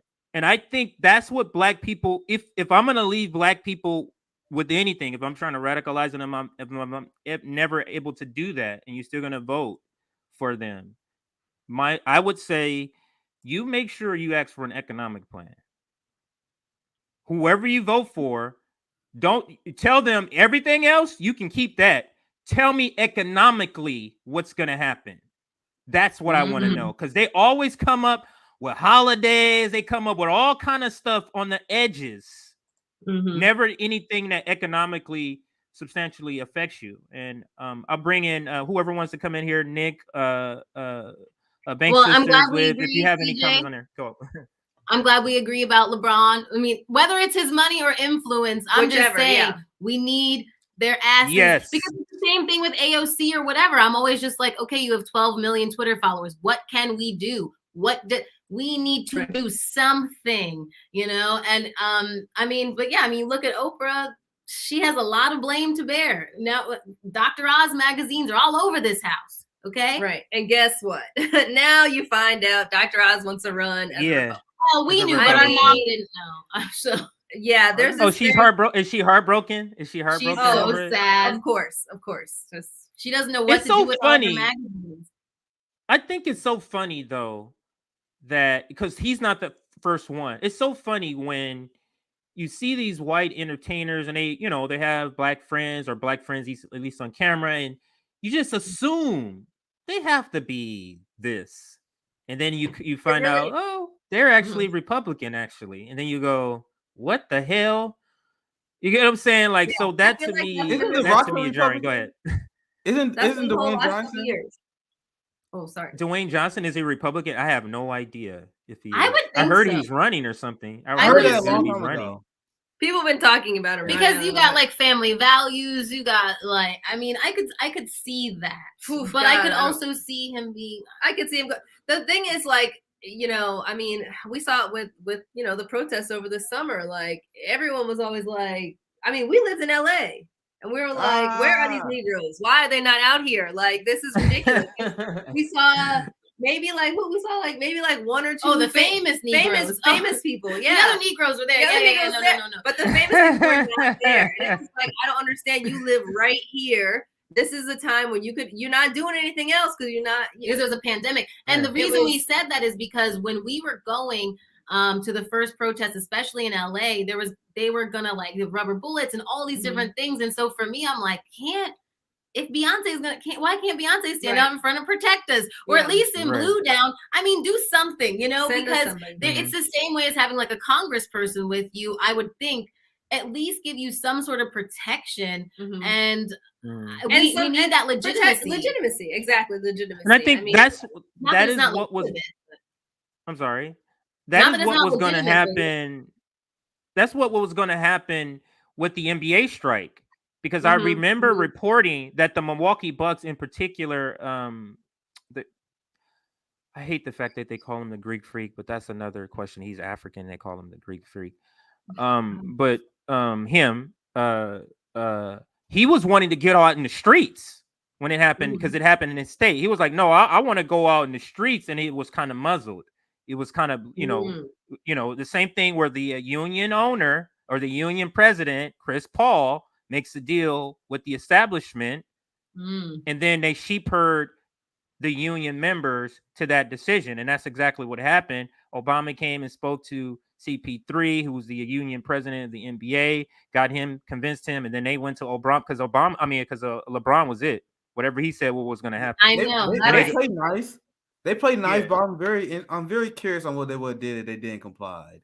Like, they definitely would not let that go. They would definitely would not let that go. There's something else. Oh, we're gonna fine you, some absorbent amount, or we're gonna do something. But they wouldn't have let them. But I would have hoped that would have fueled them even more. Yeah, it would have. That's why they were desperate. Yeah, I would have hoped that would have happened. And then Obama comes in, and this is where the fault line was shown.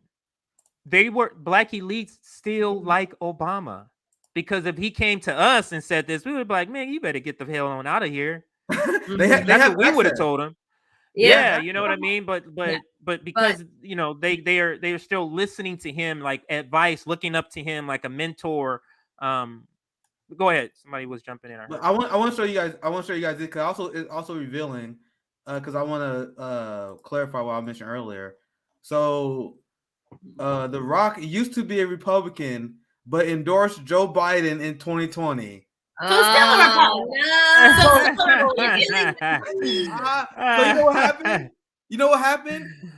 Dwayne Johnson used to be a Republican, and then he got in Hollywood, and he started rubbing elbow with the shit libs. So then you can't be a Republican if you want to be a Hollywood movie star. No. That's so you fucking have to be funny. a Democrat.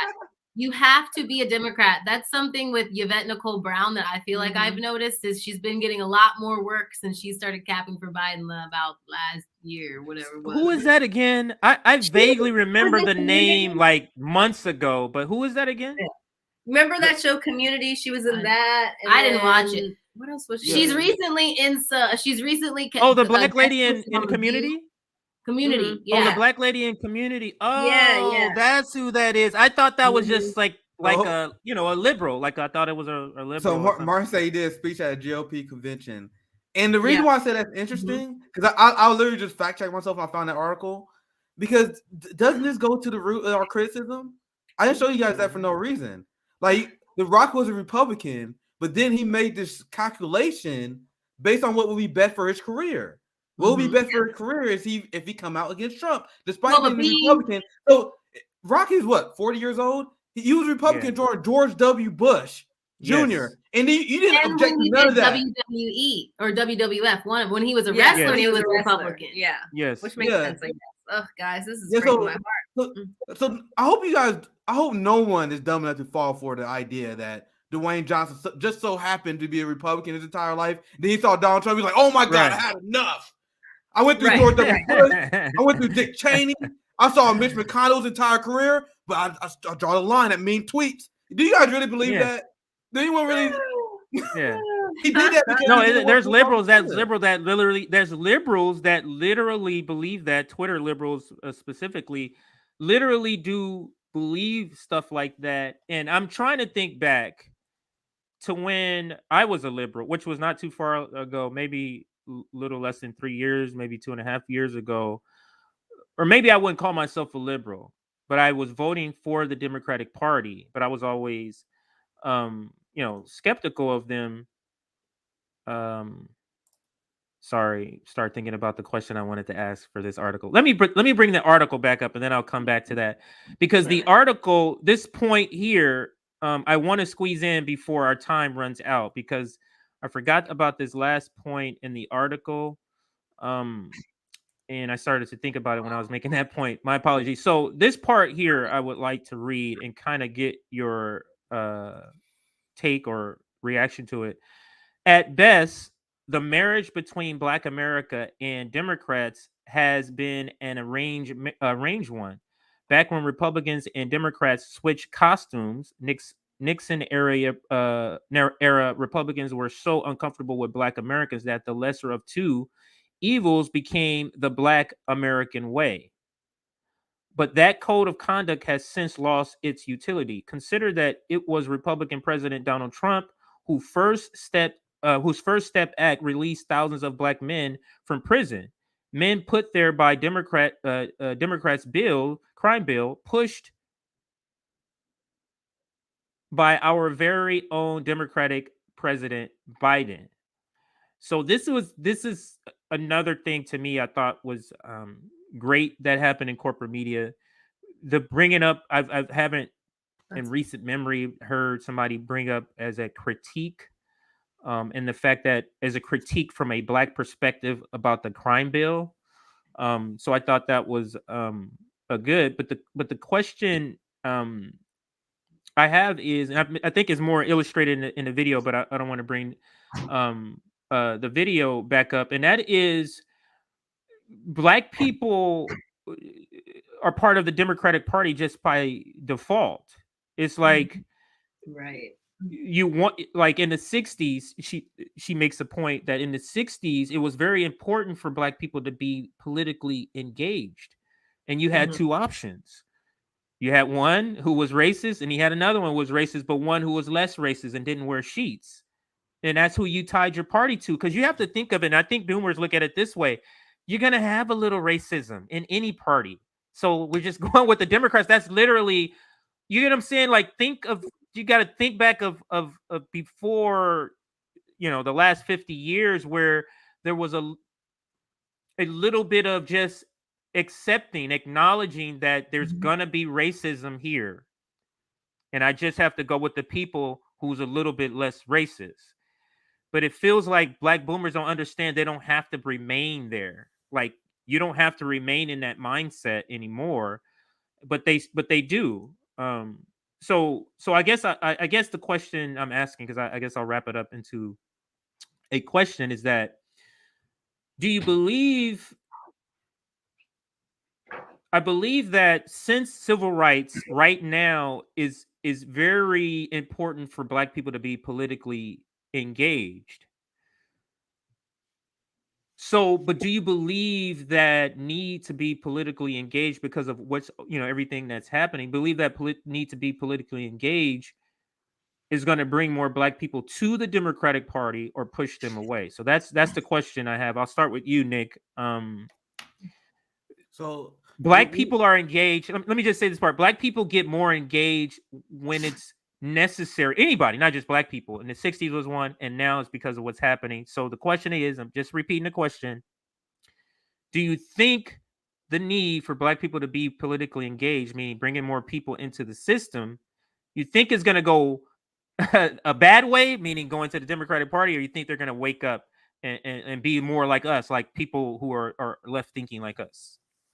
I shared a story before on one of our shows how I had a conversation with my sister because anyone know I'm in politics now. I'm a writer, commentator. So I remember she told me before I didn't care about politics. I never care about following politics because I know they didn't give a fuck about us. Like, this is the initial this is the gut reaction that a lot of Black people have, like otherwise that's why I use the term otherwise anti-establishment when I was talking about the Black churches who funnel otherwise anti-establishment Black people, because without that funneling mechanism, there is a mistrust. Without that propaganda being injected to people, there's a mistrust. Now, what she did tell me, despite the fact that she was never interested in politics, she became interested in learning more about our community and learning more about history after watching some of my shows, seeing what I talk about, because I talk about building community.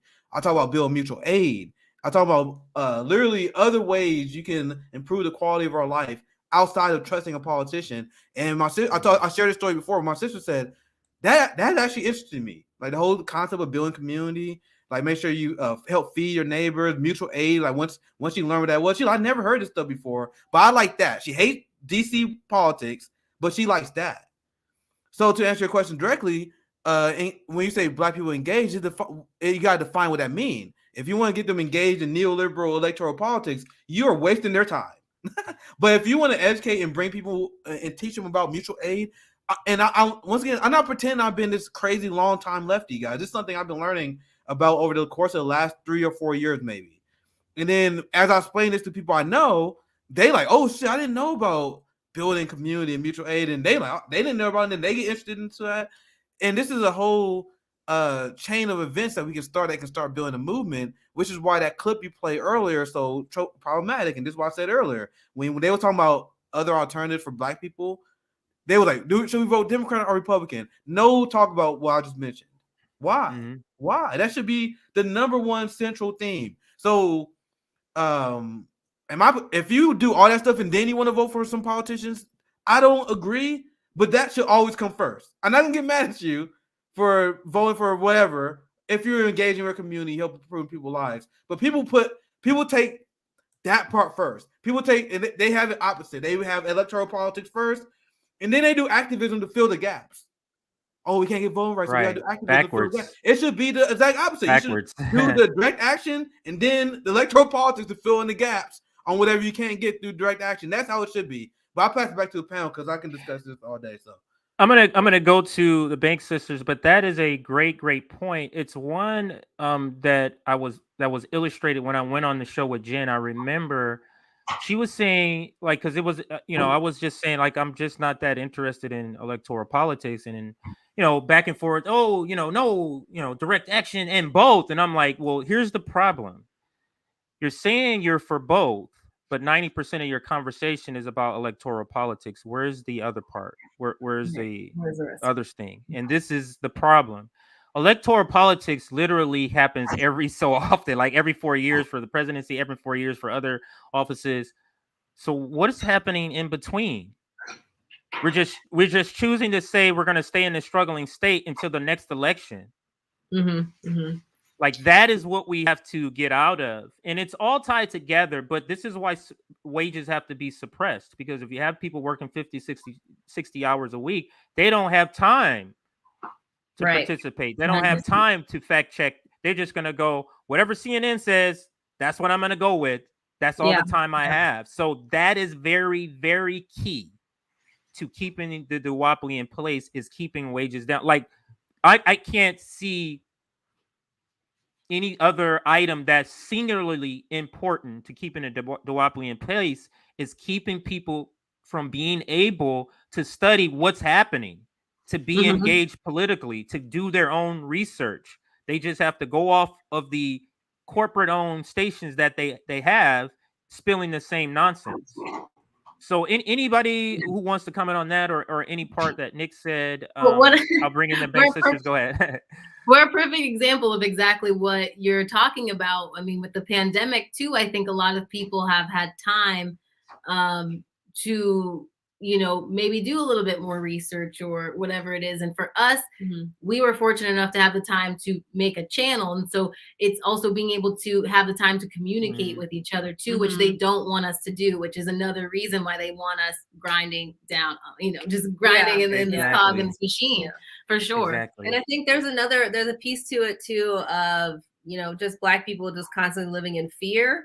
I think people, as much as like, there's a lot of messaging, if you look on Instagram, pushing Black people to take all of these risks financially, like start your own business, do this, do that, but there's no push to take a risk and say like, okay, you know what, let's all band together and we're all going to write in a candidate. We're all going to vote for, but we're all going to, we're going to do something together. It's really easy because as obviously finances are hugely important and there is no economic plan for us. So it's very easy to get people like, all of their time and energy is sucked into, how they're going to make money. Where if we could get them to focus on how can we get someone in there who can help us so that we don't have to be worried about this and make some money. But fear is killing us. I mean, and just like a lack of imagination, I guess, too. Well, the fear is what I think, like to answer your question, what I think is going to happen. I think people are going to get really excited.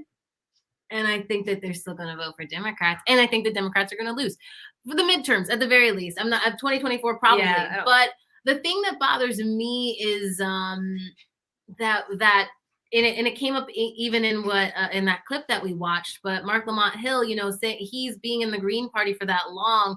I feel like nobody, as you were saying, why is nobody just saying, okay, we've seen enough. Right. We're done. We're taking everything out. Come find us. Like, okay? Where is that? It was almost the same. It was the same interview probably that she also did on Rising and did on whatever else she went on. You know what I'm saying? Like the same set of questions for sure. Like, I'm just saying, like, it needs to come to a point where we have people feel like if they don't invest in that Democratic Party, if they don't give that vote, that, you know, they're still going to have their Blackness, they're still going to have their community, they're still going to have, you know, because that's a big part of it, you know. And I think if we could create something like that, or at least with communication, let people know that there are more people out there that think the same way. I mean, because we're out here in, you know, rural area where there are not a lot of Black people. So it's nice to be able to connect with other people that we know feel the same. Because if you lived here and you didn't have the internet or whatever, you'd be like, well, I guess I'm just, you know, you can be convinced to vote for anybody. So we have tools there, but I think fear is, what Key just said, is really leading it. And I think that community, if we could build it, could save it, but I don't see it happening that fast. What you guys are doing is helping them. You guys are helping, yes. No, but this is the reason why, you know, people like the Black Panthers, you know, anybody that's trying to, you know, build a community outside of the government, or a community that's sustainable outside of the government, they're attacked, they're, you know, brought down, you know, as the Black Panthers were. There's another video I kind of want to play for everybody, Sister Soldier video here, and this is actually this is not a Cornel West video. He just happens to be on the video. Yeah, he just happens to be on the video, but this is Sister Soldier, and I didn't know she was so prolific until I started looking up these videos, but she's great. So she articulates something I think is that is part of this discussion. So let me play it, and this will be the last point we make before we start to close up here. So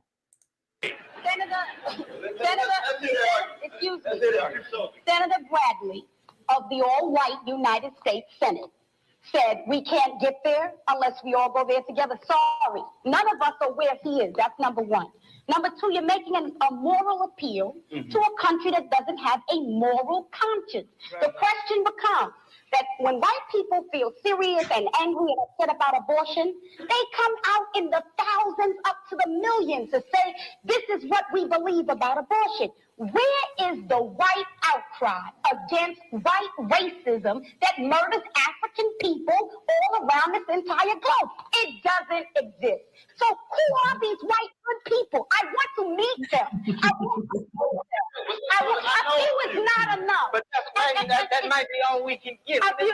And guess what? I don't work with all I can get. What I work with is what I have. Listen, you have to have some confidence in the power of African people amongst ourselves to establish a foundation. We have it. We have utter chaos in our cities, and you got to say that. You can have a program. I'm not saying we've built a lot of institutions, and those institutions have not been effective. The majority of millions of African youth in this country are dying mentally, dying spiritually, dying emotionally, dying academically. And you may have a program, Mr. Brown may have a program, but what we got to talk about is an American government that tracks millions of African people who don't go to your program, don't go to Brown's program. Millions of African people, not only here, but all around the world. And if we are not honest enough to say who are our friends, who are our enemies, to know what a friend is, to know what an enemy is, we will constantly be trying to get into people's parties, to shake our butts with them, to get them to like us. And that's not the question. The question is, what can we build amongst ourselves to secure ourselves from our enemies so that we will be able to survive into the future? Mayor Kelly. It's enough to know that if I walk out Washington, D.C. tonight, some black kid in Washington, D.C. is blowing off another black kid's head for a pair of sneakers because the institution. Yeah, like I said, she's great. There's a lot of clips that you can find of her, and I knew her as a rapper. Like I said, she's from LA. I was from LA. You heard of her on the streets. Great. You heard her music on the streets like before she was popular. So I remember that as a kid. I remember hearing that, and just never knew she was this political. I never knew that until I started looking up these clips. But go ahead, anybody who wanted to kind of comment on that. That was so powerful because she made a point that I made on the show before, right? Why I pretty much answered the question why I draw my line in the sand. Where she asking where's the moral outrage among the white community? over the crimes done against Black Americans. Mm-hmm. So, And I agree with, and I explained this literally earlier on the stream. I agree with standing in solidarity with our homosexual brothers and sisters. That's one of my first litmus tests I came up with, right? But why among white liberals, this is something I call on early, white liberals and white progressives, they will draw the line of saying hard over homophobia, which you should. I agree with that. Can you imagine a white progressive or a white liberal voting for some guy who was openly against gay marriage? They would say, "Oh, come on, we gotta take the lesser two evils here." Yeah, they're open. Wow. They would never make that. They would never ever make that argument. So why is that argument okay to make when it comes to Black issues? Go ahead. I'm touching on that touches on a lot of the things that we mentioned tonight, but also this afternoon, but with that clip as well. Love Dr. Cornel West, but he's too nice. Too nice. Yeah. I think he's been radicalized a little more since I think then. he's to the left since then. I can tell. He's still nice, though. I've still heard him say nice things about Biden and give him too much leeway, as if we're supposed to expect that man to have any compassion when his whole career has been working to hurt the Black community from all the way around bankruptcy, war, spying on people, the drug acts, working with segregationists. I mean, everything about this man has been racist. For anybody to think that a Black person will want to vote for them, they're out of their minds. So those of us that didn't though were ostracized, I feel like, and totally we can't have that niceness. Oof, that stuck out to me. Yeah, no, but also about that clip, or the other point. I'm sorry to cut you off, but the other point I wanted to make about that clip was when she says we have to have belief in ourselves enough that we can establish a community. That's what I'm saying. People are independent. Where we're not begging to let us in. Begging, give us an Oscar. Why are we begging for that? Why are we begging for Emmys? Why are we begging for these things to be let into these white-only groups still? It doesn't make any sense. So you have to have the ability to say, I'm going to build something on my own. And I think I hear more and more people talking about this. Mutual aid, talking about, we just need to do something, that irregardless of what the government is doing. And that could be one way. That could be one way forward. Liv, I know you've been listening and learning. I haven't been going to you because I know some of these conversations you do just like to listen and learn, and which is great. But I do want you to chime in now, which is, you've been hearing and following along with the discussion.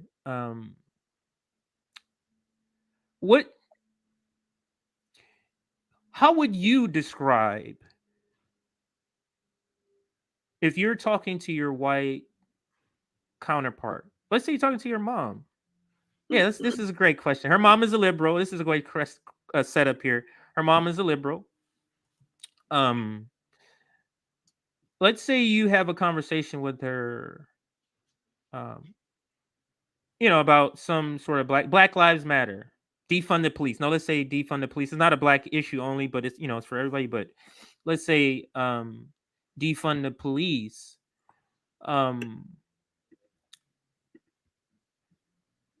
How would you approach having a conversation with a liberal, a white liberal in particular, and discussing how the Democratic Party has not delivered for the Black community? I'm not saying, they haven't done this, they haven't done that. Not necessarily come up with the list, but what I'm basically trying to get from you is,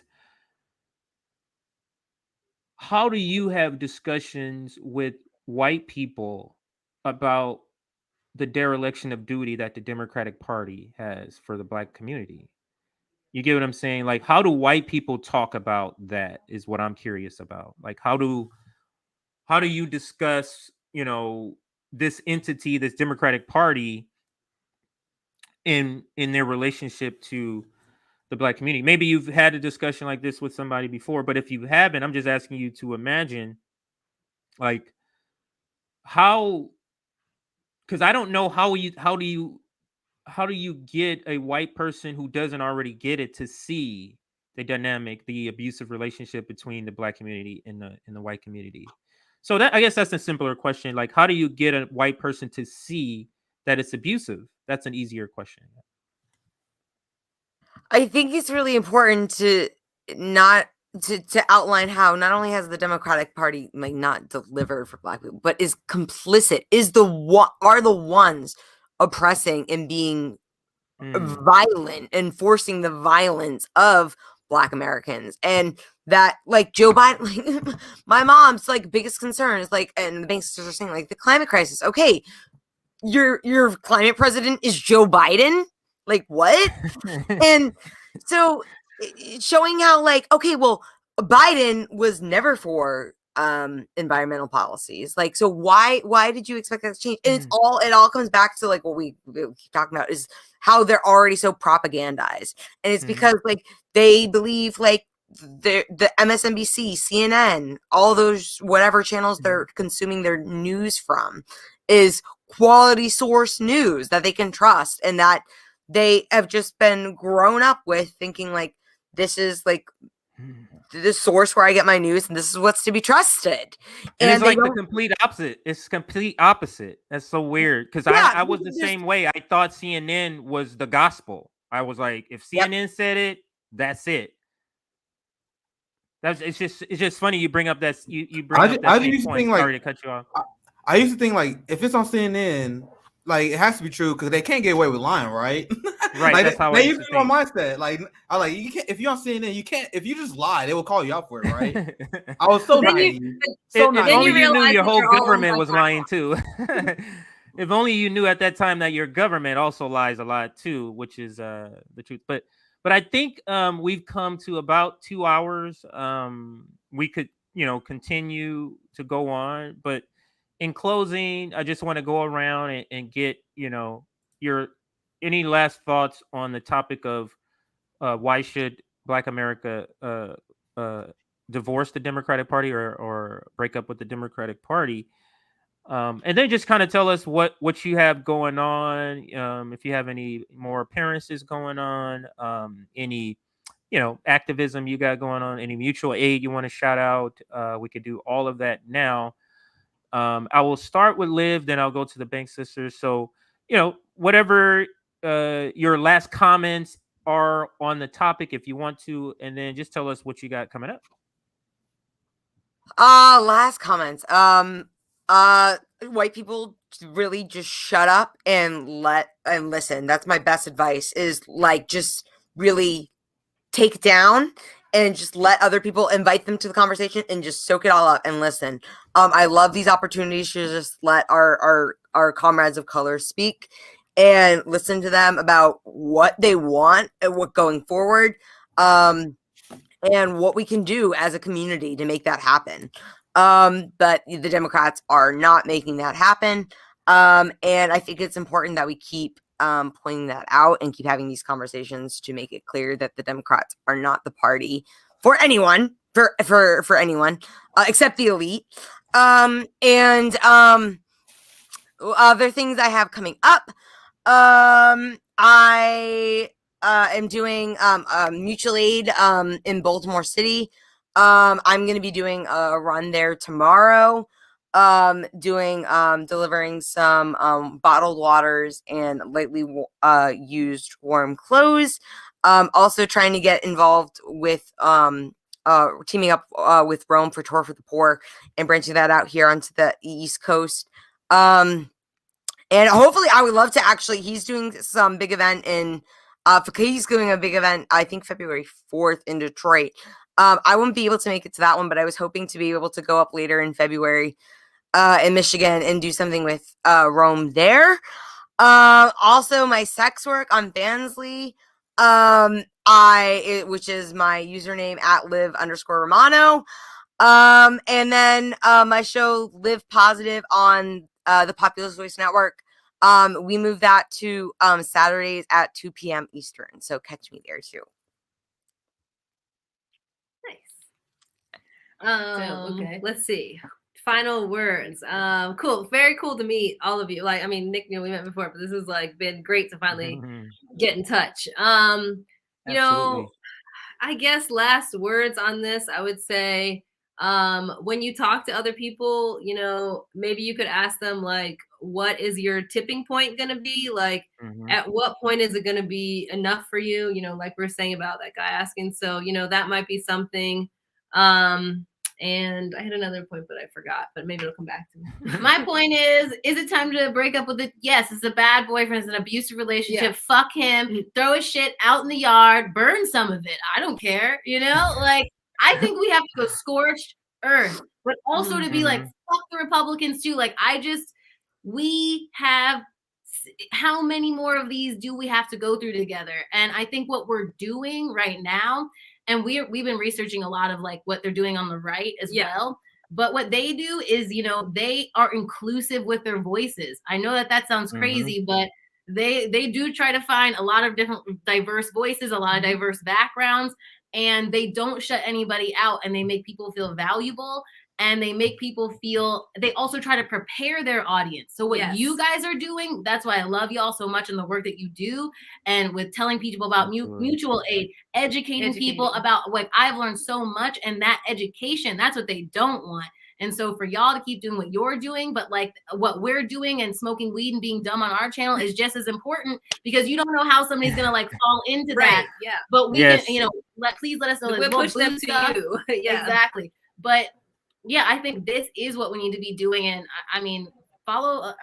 I copy off the right sometimes. They're wild, but they have gotten a lot of what they want, and I'm ready to start getting some shit that I want. And at this point, I mean, you know, be careful, because like, you know, we didn't get to talk about this, but like, you know, the term, somebody wrote in the chat, Dem Exit 2022, and like the term Dem Exit actually did start from like, I think it was a Black woman who like really did want to like us leave the Democratic Party, and then it was usurped by Candace Owens, who, you know, as we know, is not the right way to go. So you know, just like stay vigilant out there, you know, like let's make sure that we get people, because at this point, I do think people, because the conservative have a lot of media out there, people could go one way or another, and you need to be really careful and make sure that you're bringing people in before they, you know, get crazy. Okay, so I'm a bitch on Twitter sometimes. That's all right. But you can follow me on Twitter. No, but I think no, but I mean, tell people the truth. I don't mean like be super nice to people. I'm saying like tell people the truth. I'm like, look, the time is of the essence. What is your tipping point? What's going to get you to see what the difference is?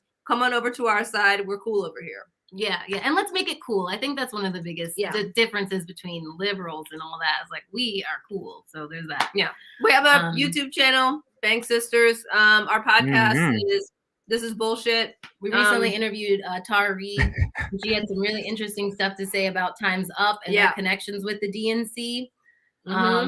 Very in bed together. Yeah. So I mean, just also just another thing, just don't feel bad about what you didn't know. I mean, the internet has been around that long, and you know what I mean? Like, don't feel bad if you didn't know everything you needed to know. Just be on the right side once you find out. Yeah. Absolutely. And did you say where we can find you? Do you have any appearances? When your show is? Do you have a time or anything like that? Yeah. We're gonna be on Comrade Misty's stream later tonight at 7. We're meeting everybody. Yeah, you did tell me about that. Yeah.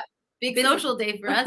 And you can follow, just go to Bank Sisters on the YouTube, on the YouTube, as it's formerly known. Yeah. Yes. And someone asked, you know, what happened to my finger? I got it caught in my garage. You know, I have one of them garages, and it got clamped in there. So the tip is broke. That's why I have it like this, just the tip of it. But it's not a lot of pain. So somebody asked that in the comments. I'm gonna get to you, Nick. I just want to make sure I get that super chat up there. I think that was the only one I may have missed before. Oh no, this one right here in this super chat, if I did not get that up there. So Nick, any last comments from you, Nick, on the topic? And if not, what do you got coming up? Nothing on the topic, because what we talked about the last 2 hours is pretty much the thesis of our show. Like, stop supporting, stop mentally justifying why you're supporting your oppressors. That loop you do to justify why you vote for Joe Biden, stop doing it. Decolonize your mind, get off the plantation, and start building community. That's the only thing I want to say. And do you have a stream later tonight, CJ? Because I was planning on doing. I don't.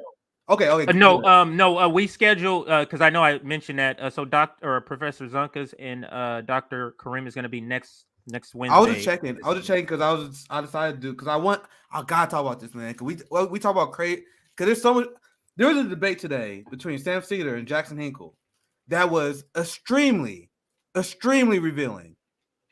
Our boy Jackson put in work.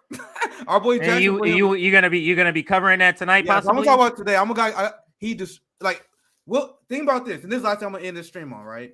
What has been the theme of this show? We've been highlighting the class divide on the left, and my biggest criticism of the boutique left has been their weakness on state violence and U.S. imperialism.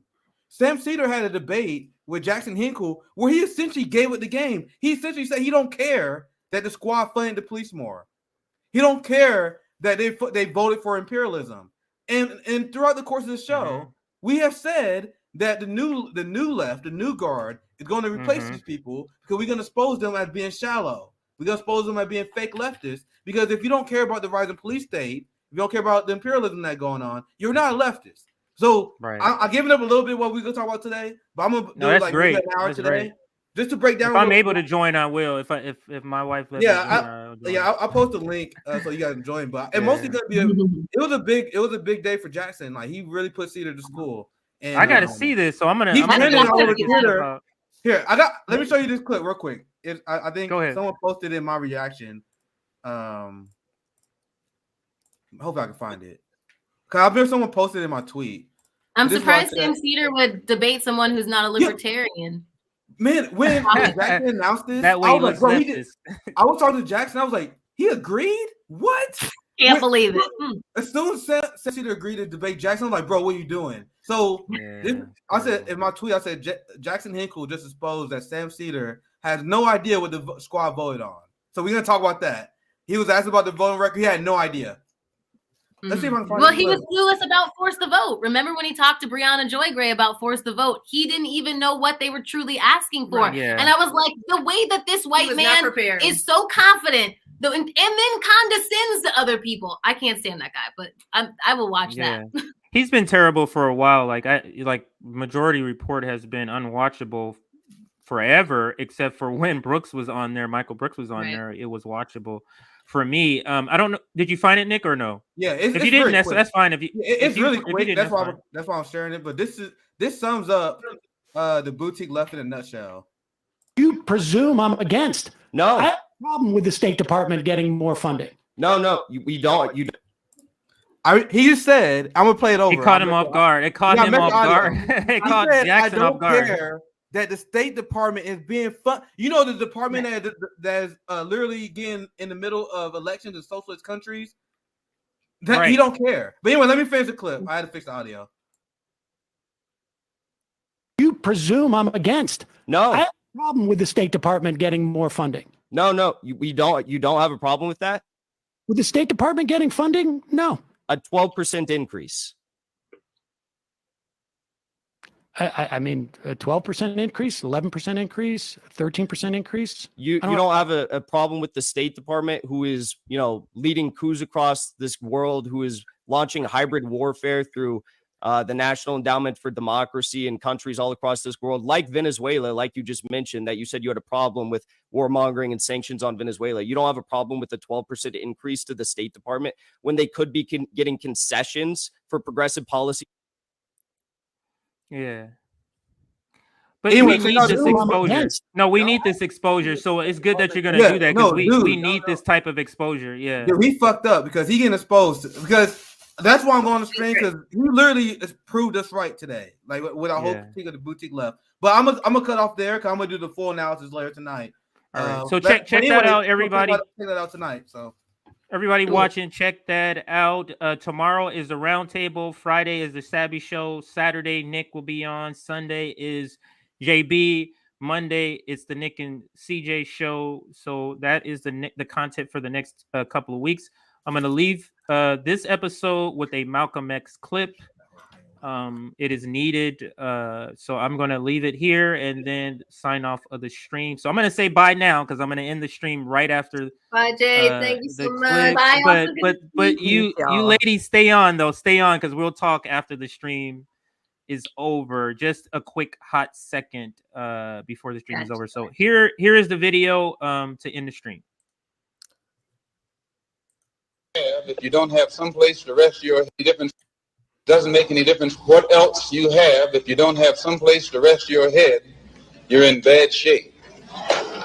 Here in Harlem, the reason we say that housing is such a key problem, when you live in a poor neighborhood, you're living in an area where you have to have poor schools. When you have poor schools, you have poor teachers. When you have poor teachers, you get a poor education. And when you get a poor education, you are destined to be a poor man and a poor woman the rest of your life. Poor education, you can only work on a poor paying job. And that poor paying job enables you to live again in a poor neighborhood. So it's a very vicious cycle. And usually these bad housing conditions result from the fact, as Mr. Gray has pointed out, of absentee landlords, people who are rich and live downtown and let you and I live up here in the shack. Actually, it's a form of 20th century slavery. The Honorable Elijah Muhammad. So I'll cut that particular video there. It does go on to some more stuff I do like, but that was the point of the video. Poor neighborhoods, you're poor. You just, it's a cycle of poverty. You're poor. You live in a poor neighborhood. You go to poor schools. They have poor teachers. You have poor outcomes. Then you just start to cycle over with your kids. And that's where I wanted to leave it with. We have to detach ourselves from the Democratic Party, from this duopoly. We have to, as a Black community, as a humanity, have to detach ourselves. Otherwise, we're not gonna improve. So that's all I have, everybody. Thank you. Make sure you check us out next Wednesday, 3 p.m. Eastern. I think the Bank Sisters may be able to join, or maybe one of you may be able to join next week. Hopefully, maybe Nick will be back next week. And that's all I got. So check us out later tonight for Nick's stream, and tomorrow the roundtable. Other than that, signing off. Thank you to everybody in the chat. Thank you, everybody watching. Thank you. Straight Out of Politics.